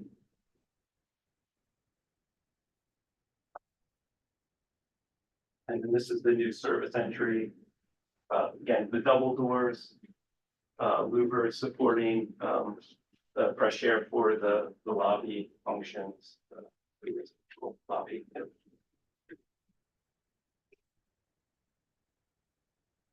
Keep going. This is the window replacement. Okay, floors 3 through 16. Up through here, it's mostly a 3-foot wide by 7-foot double hung window currently. We have this beautiful cast iron infill here. And then we have some specialty windows at the top floor, the 14th floor, the arches here. So starting with the typical, well, these are the existing conditions. You can see a lot of deterioration. But you do see this is probably the existing window color that will be matching. With the kind of a deep, dark gold gray. So for the proposed new window, again, this is the existing double hung. We're going to propose an in-swing casement simulating the double hung window. We're working closely with Skyline Windows, who've done a number of these restorations and projects across the city. These are their details. We're finessing them, making sure that we're getting as much window as close as we can to the profiles and the sight lines. We have the offset here to simulate that double hung window. I think down here there is or maybe it was on the other screen, but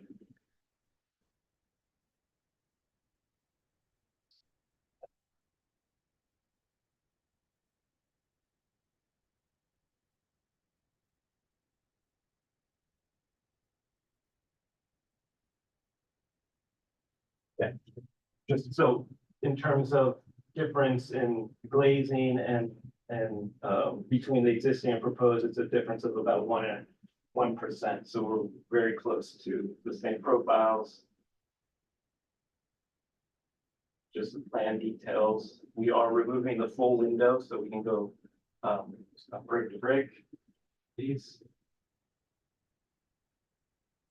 Moving along, these are the specialty windows at the 14th floor, the arches. Again, we're matching the profiles as best we can. Here's a glass loss of 0.17%, so really close to the existing profiles on these. And this one actually is working out to be 0% loss. Okay, so this is just a typical plan to give you a sense of how the floor is laying out for the new apartments. In this case, this floor, we have 6 units here. You can see how we're dividing up the rooms, engaging the facade as best we can. We do have one location here where the Meising is gonna engage that facade right at the window. So in this location, we're gonna propose a shadow box where we'll have a partition set back a few inches from the glass, painted dark charcoal to blend in. So to minimize the impact of what might be a spandrel glass, if you could really see it. So just a few locations for that. These are overall elevations on the west. These are those spandrel, shadow box locations along that line. What's a shadow box? Well, you have a normal piece of window, just like the other windows, and then a few inches set, we build a partition and we paint the inside of it like a dark charcoal color. The light will pass through the window like it would any other window, and it gives you a little bit of a shadow. And it gives some depth, so it doesn't feel like there's completely opaque piece of glass there. The purpose? The purpose? Sorry. So that the glass blends in with the normal windows. Hope that's clear. The north, here's one here. We have the mansard openings. We're gonna go into that in a minute, and the new bulkhead. Okay, so those were the primary elevations, the west and north. On the east side, we have our lot line condition on 29th Street. It's the terracotta ends, 2-foot return, and then we have a brick lot line condition. There's some notches that we're planning to fill in. There's a stairwell window that we're planning to brick in. We want to introduce 2 new openings at the top of the building to match the typical condition and have windows, because we'll have apartment units beyond. These are the existing windows. They're fire rated with wire glass and this extra mullion. We're proposing the same in-swing casement window as the west and north elevations. This condition. So this is just the details of what we're doing on that wall. Again, filling in some of those windows with brick, recessed slightly, so that there'll be a little reveal between the new and the old there. The new windows, in filling these notches. Can't see it in this, but the new bulkhead beyond. Along the 16th floor. So this is the existing condition of that mansard in 1920. We're paying attention closely to the coursing of the tile. Make sure that we're as close to that as possible. We have these 2 balconies here that were existing that we have to make some adjustments to. Start there first. Well, this is just a detail of that terracotta stuff. So this is the south terrace. So you're down here on 26th Street looking up. These 2 in-swing doors. There's a cast stone pier that separates them. Again, the plan left is the existing condition. Plan right is our proposal. It's not very deep. It's only 2 feet plus a little bit of a trapezoid here. So we're proposing an in-swing double door and to create kind of a French balcony condition, a new guardrail here. To bring that up to code. You can see this is very low. This is only 2 feet high. So the new guardrail would sit on the inside face of the parapet.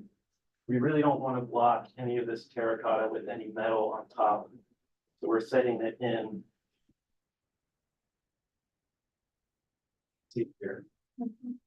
And so it will be an accessible door. You'll have the full from the inside, but again, 2 feet is not really considered a habitable space. So it's really a French balcony. And these are the foundations.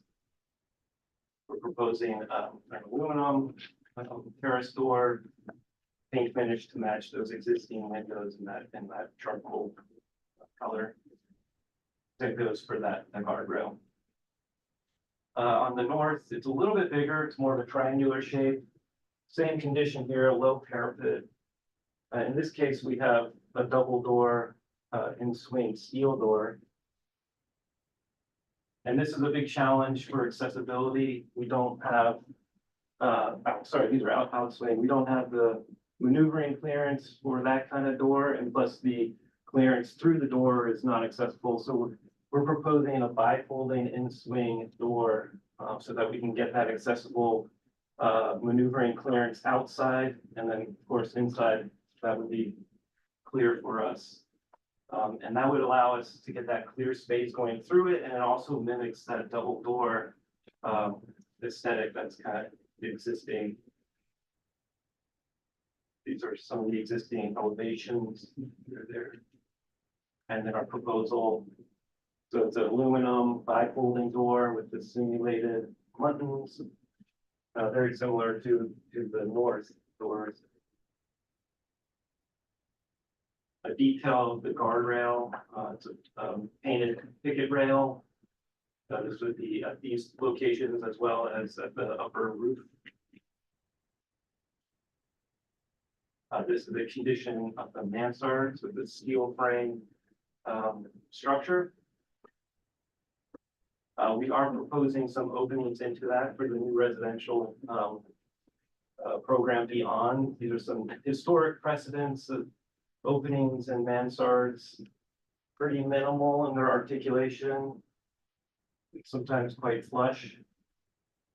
And there's some new precedents that we've been looking at. The Woolworths building, I think, is a very applicable one for us. So this is a rendering of the top of the building. This is the mansard with the new cresting and that copper finish, copper flashing. We have our terracotta roof tile in the red. The new openings, they're about 6 feet by 6 feet set back from the plane of the terracotta. We have our new guardrails at the corners here.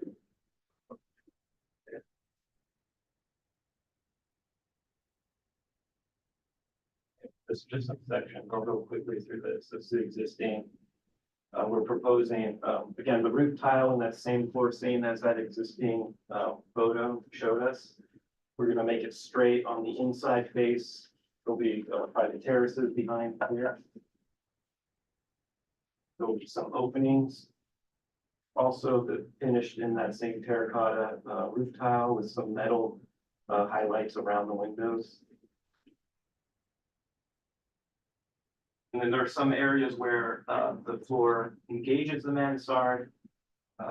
We'll propose a guardrail set back about 4 feet from that copper cresting to minimize the visual impact from the street. Rooftop modifications. The existing conditions here, a lot going on here. The skylights, the water tower, elevator bulkheads, mechanical rooms. That proposed plan. So we're basically consolidating all the mechanical uses as part of the conversion into this single bulkhead. It's going to have the generator, the cooling tower, air handlers, fans, all as compact as we can, set back as far as we can from the street. So it's about 50 feet here. This roof here is part of the zoning requirement for amenity roof space. 50% of the roof has to be accessible for everyone in the building. This is conceived as kind of a passive roof. It's not a public assembly. There'll be limited occupants up there. Facing Madison is the mansard here, and this is a setback of private terrace for the units below. And some sections through that. This is the existing section the water tower, the mansard, these skylights. This is the new 17th floor residential that's, in this case, it's engaging the mansard, and then our mechanical bulkhead is 28 feet above that roof level. Elevator core, we've sized that and selected an elevator to minimize the overrun as much as we can. Mechanical room with air handlers, cooling tower. The screening of this is per zoning, that's a permitted obstruction, so all that mechanical use will be screened. And this is an illustration of what's happening up there. So this is that bulkhead, it's 28 tall, clad in metal, primarily metal. We'll have some decorative architectural grills divided up kind of in a similar manner as the fenestration of the windows below. But that allows the ventilation for all those units, but giving a solid screen and texture. We have our guardrail here for the amenity terrace, and you can see this is set back from the cresting at Madison and the corner here on 29th Street. And just a hint of those new openings.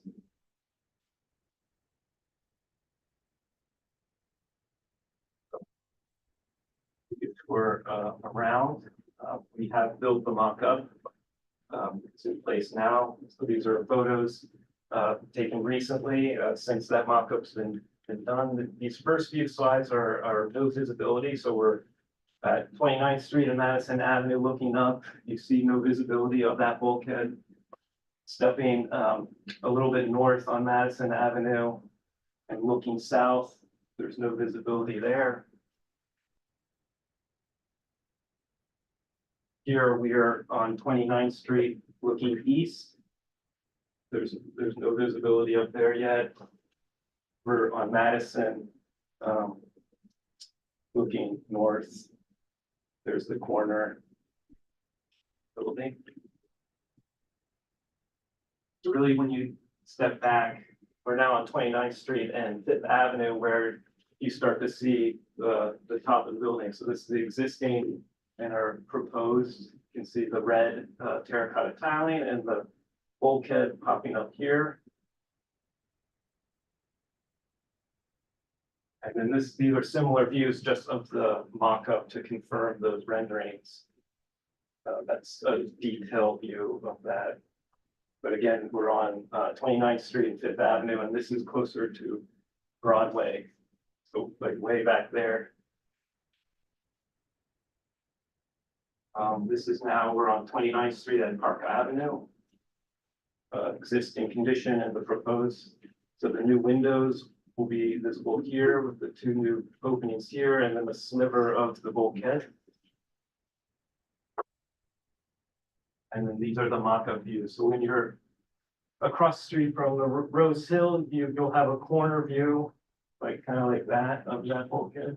But again, once you step back to Park Avenue, it's just a sliver. And now we're south on Madison. This is at 26th Street. Yeah, it's like hard to tell, but that's the little bulkhead poking up. That's the top of the mansard.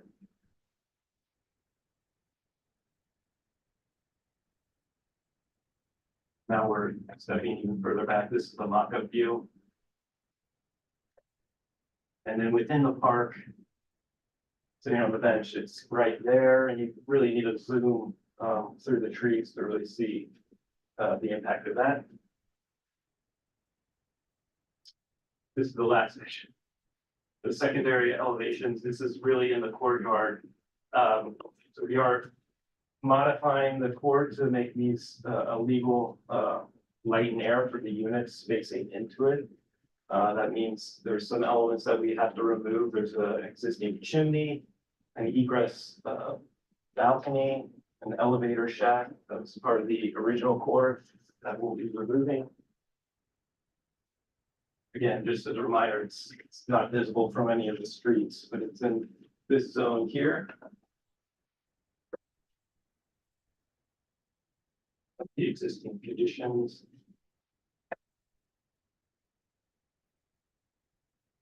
Again, these are the elevations existing on the left and are proposed, so we'll be removing and replacing all the windows here and louvers. Again, we'll be taking off the rooftop structures that we talked about earlier. We'll be removing that elevator shaft and stair, cleaning up the ground floor and second floor with a new roof deck and new facade. Repairing the brick.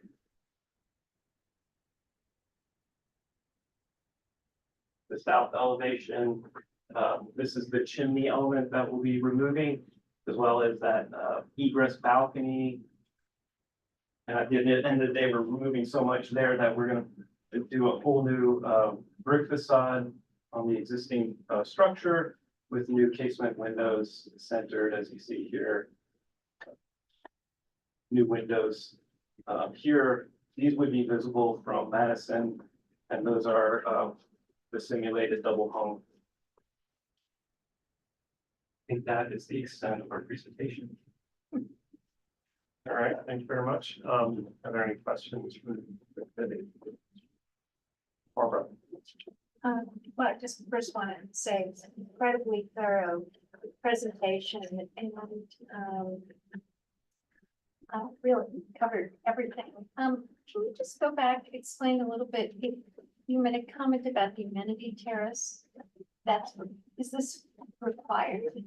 Yes, it's part of the zoning in conversions that 50% of the roofscape has to be an amenity and accessible for residents. Okay. And if you didn't add, so you're adding an additional floor of residential units, the 17th floor.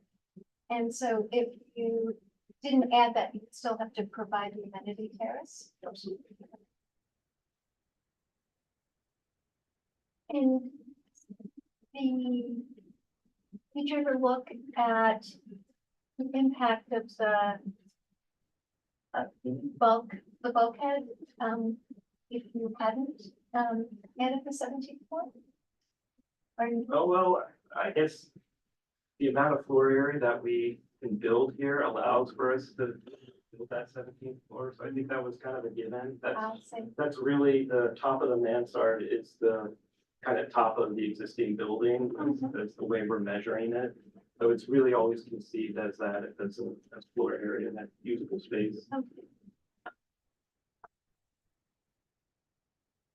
Okay. How many original windows are getting removed? No. Robert, do you know them? Well, all of them. All of them. All from the second floor, the specialty windows, the pivots on the second floor horizontal. Will be restored. I don't know the quantity of loops off the top of my head. But all the standard double hung windows on the facade and on the rear of the building are going to be replaced. Okay. And regarding the material, you're going from original metal, steel, I guess, to aluminum. Yeah. Did you explore any other material options that were closer to steel? They're not steel, they're Calva. Well, they are calamine windows, so they're galvanized sheet metal. That clads a wood frame. And the problem with there's almost nobody that makes calamine windows now. There's a company in Canada that makes them only out of copper, and you can imagine the cost there. And the new calamines are not made with this is old growth wood that has deteriorated over time. And so it has swelled and shrunk within that metal, sheet metal. And so the windows actually don't operate well anymore, and they're pretty much deteriorated where all the horizontal sashes where condensation has been pouring onto them because they're single pane. You've seen some of the photos there that they're rotten. So I think LPC permits in-kind replacement metal with metal is what we're proposing. Just a couple more. Going back to the retail, you mentioned some, I guess as part of the master plan, some decals on the windows. So any future tenant would be utilizing a decal advertising? Yes, that's the intention, is not to introduce any new signage, but it would be either decal on the glass or signage to separate that. Nothing, as part of the master plan, again, nothing planned for the exterior above the bays or anything like that. Okay, regarding the canopy. The metal posts that are holding it up, what are those made of? Question. Okay, probably aluminum or something like that. Yeah, okay, I'd probably say architectural bronze. Okay. Not copper like the rest of the infill, Well, the you doors. can get copper is an architectural bronze. Okay. I think we do want to pay close attention to how that metal relates to existing.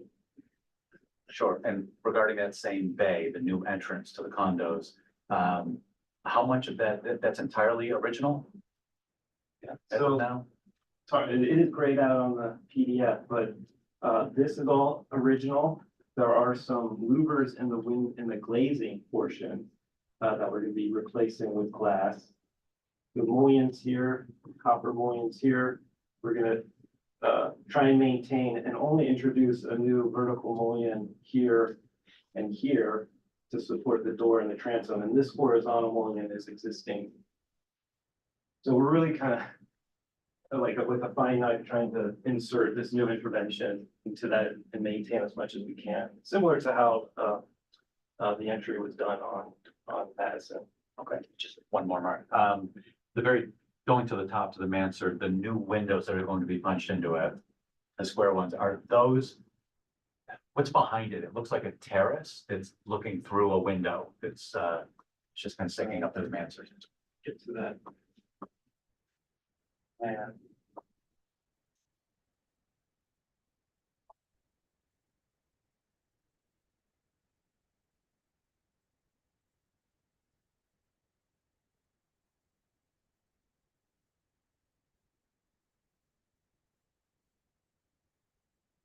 The answer is that it's both. There's Yeah. some terrace and some areas where it engages, maybe in the roof plan is gonna be. yeah, this is the section, so it's quite deep, and we have a metal surround right behind that. So that would probably be the first thing. If you could see anything, you might see that first. And then just plan. Again, these would be, the openings are located here, here, and in the middle here. So this is set back 15 feet. And that's all glazing. And the illustration kind of shows you that the glazing is set back 15 feet. But with the angles, how much you're gonna see through that, it's really hard to see anything other than the reflection of the sky, because they are on an angle. All set. Thank you. Follow up to Tony's question on the same lines, the new openings in the mansard roof, so they're primarily for the private terrace amenity to see views. In other words, if those windows were not installed, it would have no view at all. Exactly. You have a 14, is it 14 feet, the mansard? It's about 14, yeah. And they're very modest, because we're making sure that we didn't compete with the terracotta dormers here. So 6 feet was really the maximum we thought we could go without just packing that. Phil, could we go to the precedents? I just want to speak to the Woolworth building, maybe to show you an example. It's a good comparable example. So at the Woolworth building on the shoulders, the low towers, they popped up this section of the roof. So this is an addition, and then created this terrace with these new apertures within the mansard itself. And so you have those 4 locations on each of the wings. And so this is almost exactly what's being proposed here. And the Woolworth was not original, but approved by Landmarks. Approved by Landmarks, exactly. These are all, Tammany is a little bit different. You're all familiar with that one. This one, these are all sort of modifications that Landmarks has approved to the tops of buildings. This is 5 by 5 West End Avenue. Here, they sort of alternated punches in the parapet where there used to be windows. They infilled them to help coordinate with the plans and then opened up new openings in the solid parapet as part of the residential conversion of that building. And so, you know, just this concept of adaptive reuse and how the commission has looked at that throughout time. I have a couple more. How many units are proposed? Approximately 74 to 70. We're still in that development stage. The mechanical bulkhead on the roof, is that primarily, what is the function of the new mechanics to serve? Is that part of the converting to residential? Absolutely. The bulkhead is serving basically all the units. Previously as a commercial building, and you saw in that the rear yard, all those louvers and the windows, the mechanics were kind of at each floor. We're consolidating all at the top. So you have the air handler for fresh air for the units. You have the emergency generator. You have the cooling tower. You have the smoke fans for the stairwell. So of course the elevator is coming up there. And the benefit of that is eliminating all of those louvers and more efficient energy. Exactly.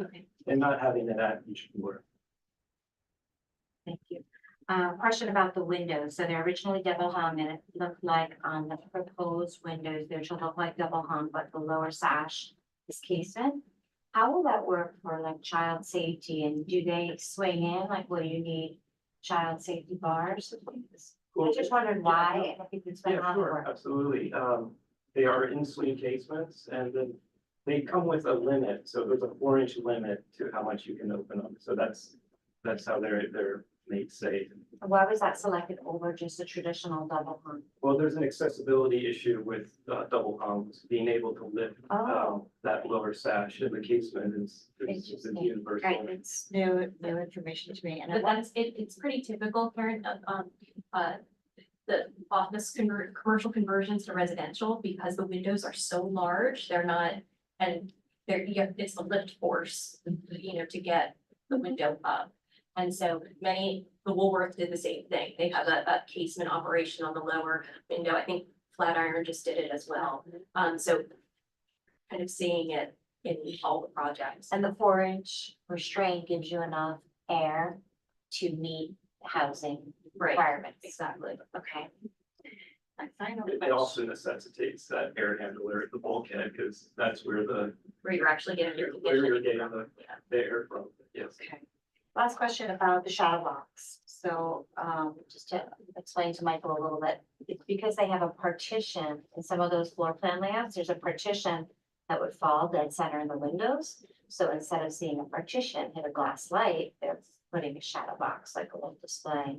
I just wondered, did you explore other layouts that would minimize or alleviate partitions hitting a window? Like if you had a different layout, you know, you might not create, like you're creating that condition, like you need to create that shadow box. I just wondered. Yeah, I mean, the weeks have been spent on the layout phase, so I think that this is a culmination of that effort to get to a point where we minimize it as much as possible. We could just, you know, talk about the room dimensions, you know, 10 feet as like a minimum for this kind of market. And living rooms bigger, of course, making sure that you have enough light and air for each of these rooms. There's just gonna be points where the math doesn't work out in this case. So like in the case of that one, you couldn't move that partition 1 foot north or south, and then it would have alleviated the need for a shadow box. That one right there. Yeah, then you'd be under the 10-foot dimension of that room. And then if you push it that way, then you're gonna be squeezing that living and dining room. So it's this push and pull that we've been. Because that's, it's the partition, but it's also the kitchen, right? So this is the cabinetry and the counter and everything that is abutting that window. And that happens in 9 locations, Tim? Yeah, can I just add one? Tim Suggs from team here, the FX Collective Architects. The point of this, the shadow box is that, you know, it really reads like a blind. You know, you'll see these buildings, you'll see some blinds pull down, some are up. What you're going to see is the impression of the blind. It's choosing the right color that sheetrock behind. Whereas if you have back painted glass, you really notice the difference. So the intention is with get the right color and the right depth, you don't see it, you just see regular window. And it's a little hard to see here, but we have very thick walls, so the partition is gonna be set back behind the terracotta and the backup. So you're gonna get a good reading, and there's a nice depth back there. I don't know the exact dimension, but it's not gonna look like a wall in front of the window. Thank you. Are any other? That's it. Thank you for the wonderful presentation. This is so informative for me, and it's such a beautiful building. Just like curious, on the 17th floor, I noticed there's some like mechanical structure there. Just how did you all think about balancing that area with the private terrace area?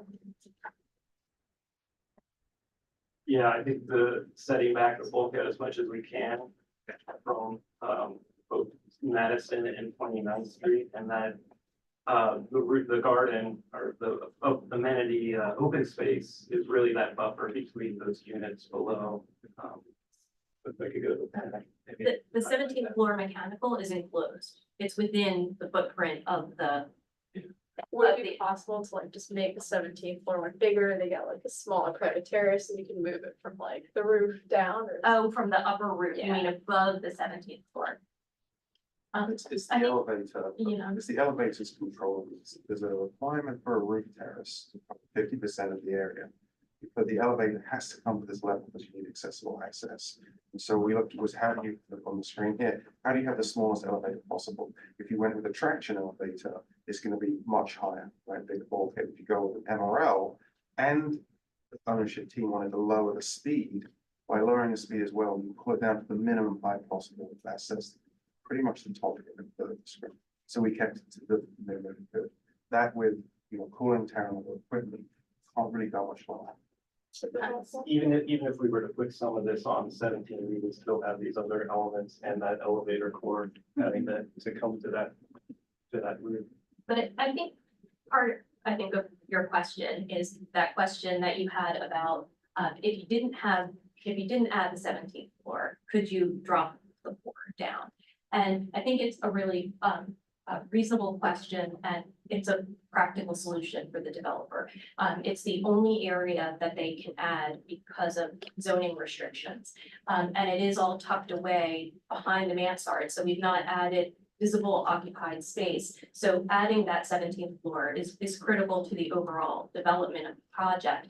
And it feels like a very sort of minor and minimally impactful change, because all we're seeing is the mechanical core. And I think, as you've seen in the visibility studies, it goes away in the context of everything else that's happening. It's different than being in a historic district, right? Because we're sort of an outlier being an individual landmark, and there's lots of new development all around us. And so we have that very tall building to the east, and then the backdrop of, I think it might be one of the more Zajmi buildings that's to the north, we're not seeing the elevator enclosure and mechanical enclosure against blue sky in that regard. So I think, and because of its location being set back, it felt like the right place to land.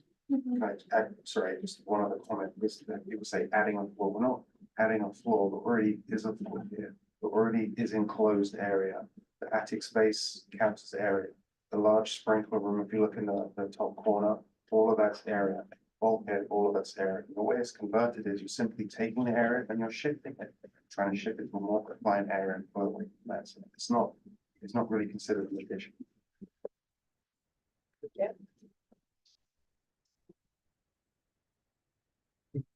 Yeah, thank you so much for the presentation.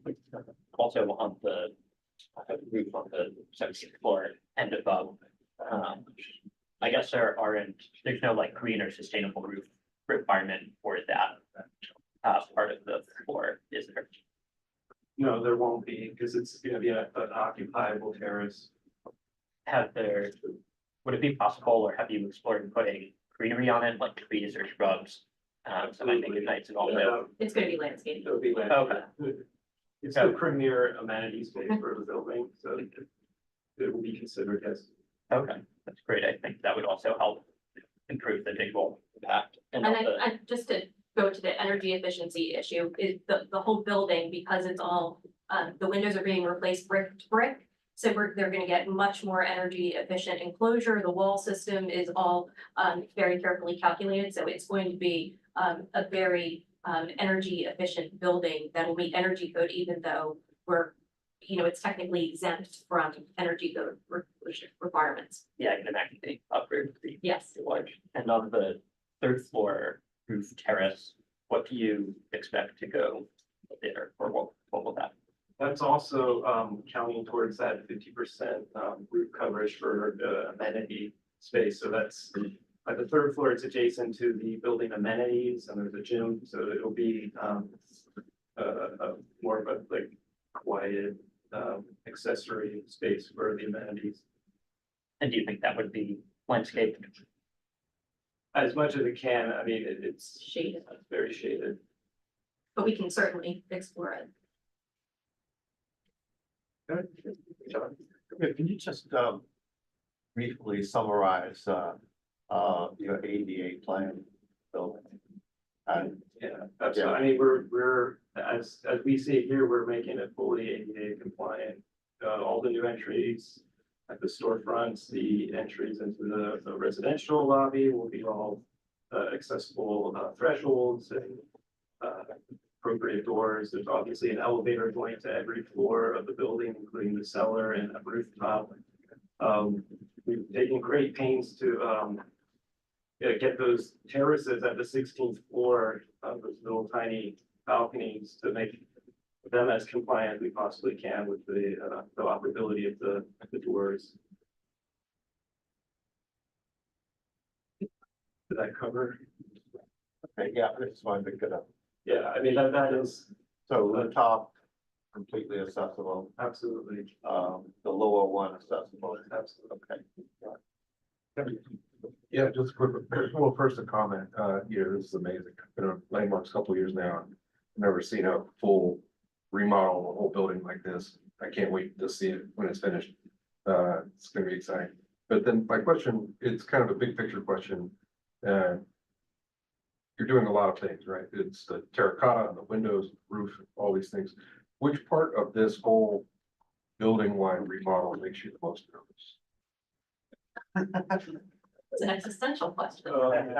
I mean, I think it probably goes to the restoration of the existing pieces, but that's right. Yeah.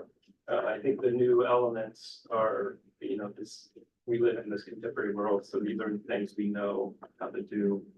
But once we get into this building, start working on it, I mean, from my ignorant point of view, I would have thought you would say the terracotta, like, once that kind of starts coming off. Yeah. Yeah, that's kind of what I meant about Yes. the existing fabric. Yeah. That's what he said. Oh, that's what he said, I'm sorry. For the record, I'm not worried about that at all. Okay. That's what Robert's here for. Okay, should we check for any questions from members of the public? One comment is, No questions. Okay. So now, I guess, is there anyone on Zoom? Okay. So now we'll go to our comment.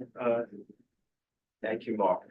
I live around the corner, and when I step onto Madison Avenue, my eye is immediately drawn to the Emmett.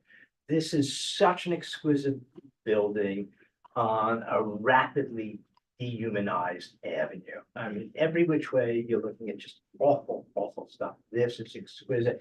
And it's amazing when you look at it, how much of the historic fabric is extant. As poor a condition as it's in, it's incredible to have all of this from 1912. So I'm so looking forward to this. It's a wonderful project. And it seems like we're in really good hands for a renovation that this building so deserves.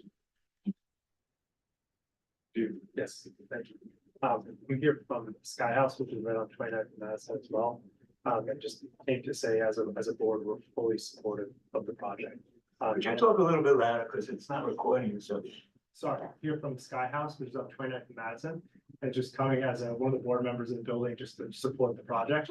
Not only restoring a beautiful building, I absolutely agree, but also the building, we've just been watching it decaying over the years. The sidewalk bridge has been there for years.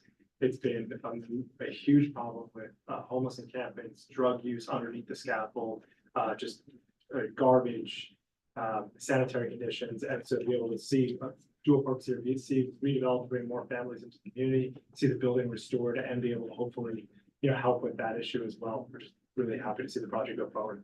And also having the main residential entrance on 29th rather than Madison is a huge help, I think. Yeah, I agree. It'd be great to see some foot traffic come back to that corner. Yeah. All right, thank you. So now let's go into business session. Only members are Doing comments, no? Still doing comments? Well, we can do it in business session. We can do it with the Yes, business in session. business session. I'll wait. So, only members of the committee can speak, and Mike, you can start. You, I can talk. yeah, Can I make a comment? sure. So, I've been in the garment industry my whole life, and those of you who don't know, Madison Avenue from 34th Street down to 27th Street to number 60 something was showrooms, garment district showrooms for many years. And I was a salesman of fabric, the garments, and I've been in this building, and I want to tell you, whatever Zool and all you guys think, this is some kind of building. This is great. This is super, that they're now creating, making it over into to safe. It's just terrific that they're keeping it. But what I didn't hear when we talked about the canopy, there's no canopy existing now, right? So we're adding a canopy, and it's not in a historic district, so that's kosher, I guess. I have no problem with a canopy. I just didn't remember that there was one there. I don't remember seeing one there. And I remember the woman who owned that building. I met her a couple of times when I was a real estate broker and showing space in that building as well. She was very strict about the people who, I'm sorry. I love her. Thank you. Good job. Okay, any other, comments? How do we feel about this application? Tony? So it's been said, but I'll certainly reiterate it. I'm very impressed by the overall restoration that they're doing. Putting on copper, I mean, we don't see a lot of these materials coming back as new. A lot of folks do choose to save a lot of money.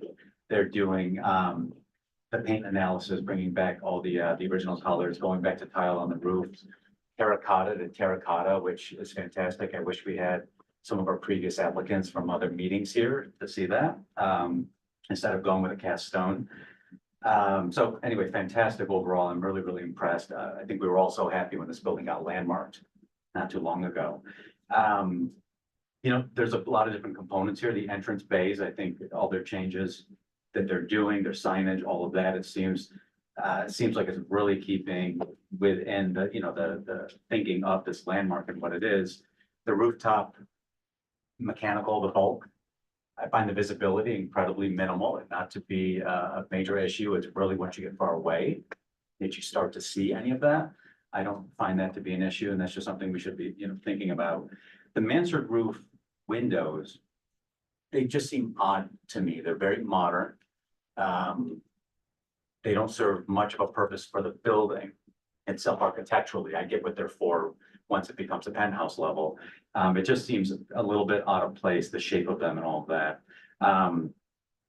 Canopy, Mike touched on canopy. We don't typically approve canopies in general, whether it's a historic district or individual landmarks. 29th Street is incredibly busy. I know now with scaffolding and whatnot, it's may not be as busy, but the Rose Hill is right behind this to the east.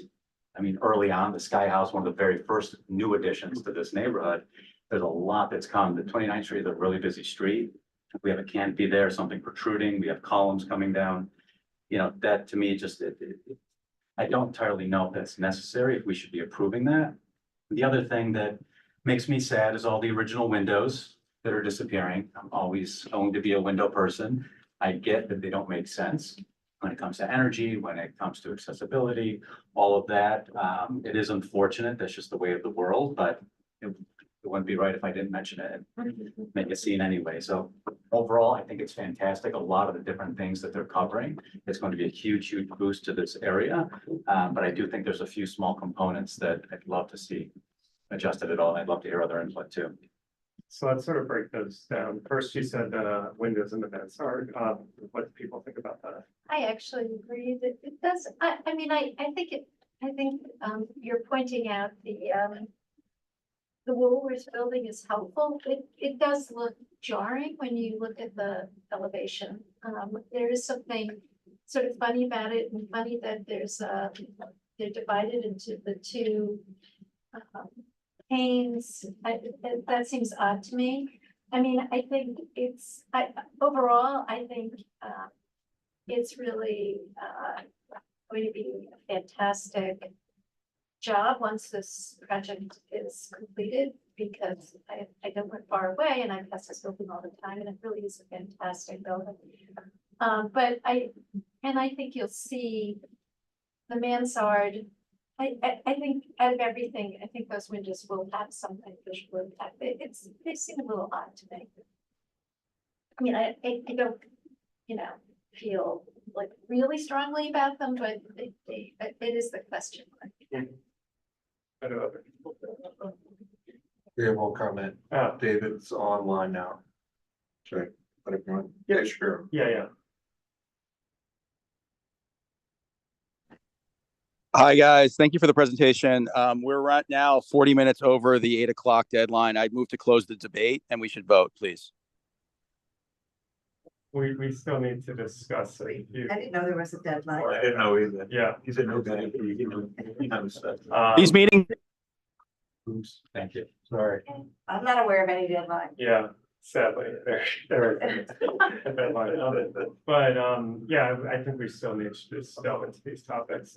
Zona, did you? Yeah, on the roof, I personally definitely think they also look a little strange, but given it sounds like there's some development considerations and making the house marketable, I suppose it's fine for me personally. I'm totally fine. Oh, sorry, Yeah. I'm supposed to be acknowledged. I apologize. Yeah, and then, I'm totally fine. I think this is amazing how much effort and how many resources are going into this, and I have no qualms. Yeah, I agree with what Jonah said. Sounds like there's some difference of opinion here. How strongly do people feel about? I'll go with the committee. I just Okay. pointed it out. So it sounds like we kind of only have two minor sticking points, the canopy and the windows that have been answered. I'm less disturbed by the canopy because I feel it's temporary. It can go away and it's an add-on. Although you're attaching, it's minimal and minor, and they are a necessity for residential. They they notify you of the address. They provide some shelter from the rain and some illumination at night, and it's just a nice safety thing for cars to stop, taxis, etc. So I'm less concerned with the canopy. I agree, we didn't see all of the detail on it. They're probably not there yet. Maybe we could ask for the canopy to come back to us so we know exactly what it's made of and how it's illuminated. That might be a suggestion. The windows have been answered, I agree. I feel they are odd and maybe they could also be tweaked. But I feel like it's a small concession for all of the work that they're doing. And we shouldn't have to barter like that, but I feel it's a reasonable give back for the amazing money and effort just to restore this building. yeah, I would vote to approve just exactly what they're doing. Leave the canopy, windows to me are fine, and I would approve straight on.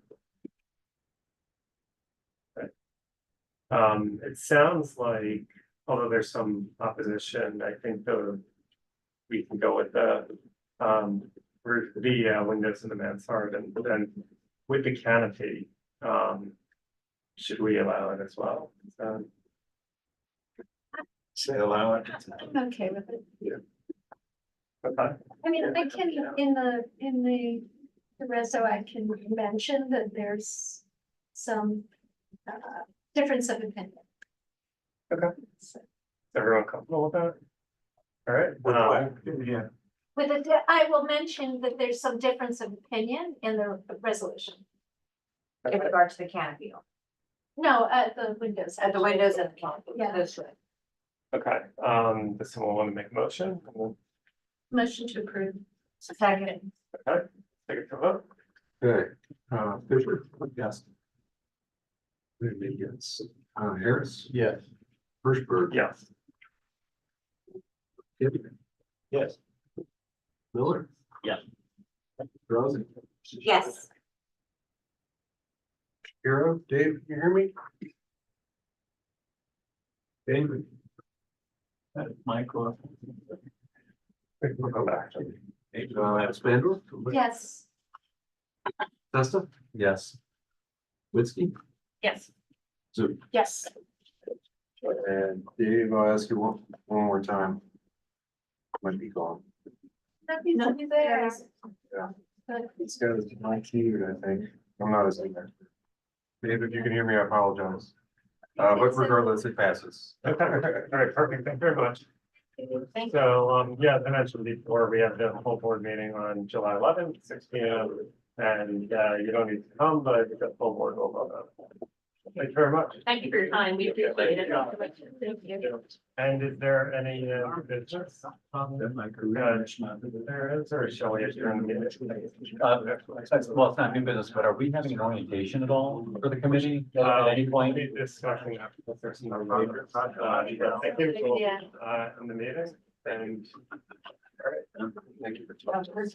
I can only hear like half. I'll get somebody going to tomorrow to meet. Is anybody on the land use or the? Anybody on the land use committee can turn this in tomorrow? Marissa? Land use, how about on the task force? The compost task force, compost task force? That's fine. Anyone? It's our first meeting in July. Yeah.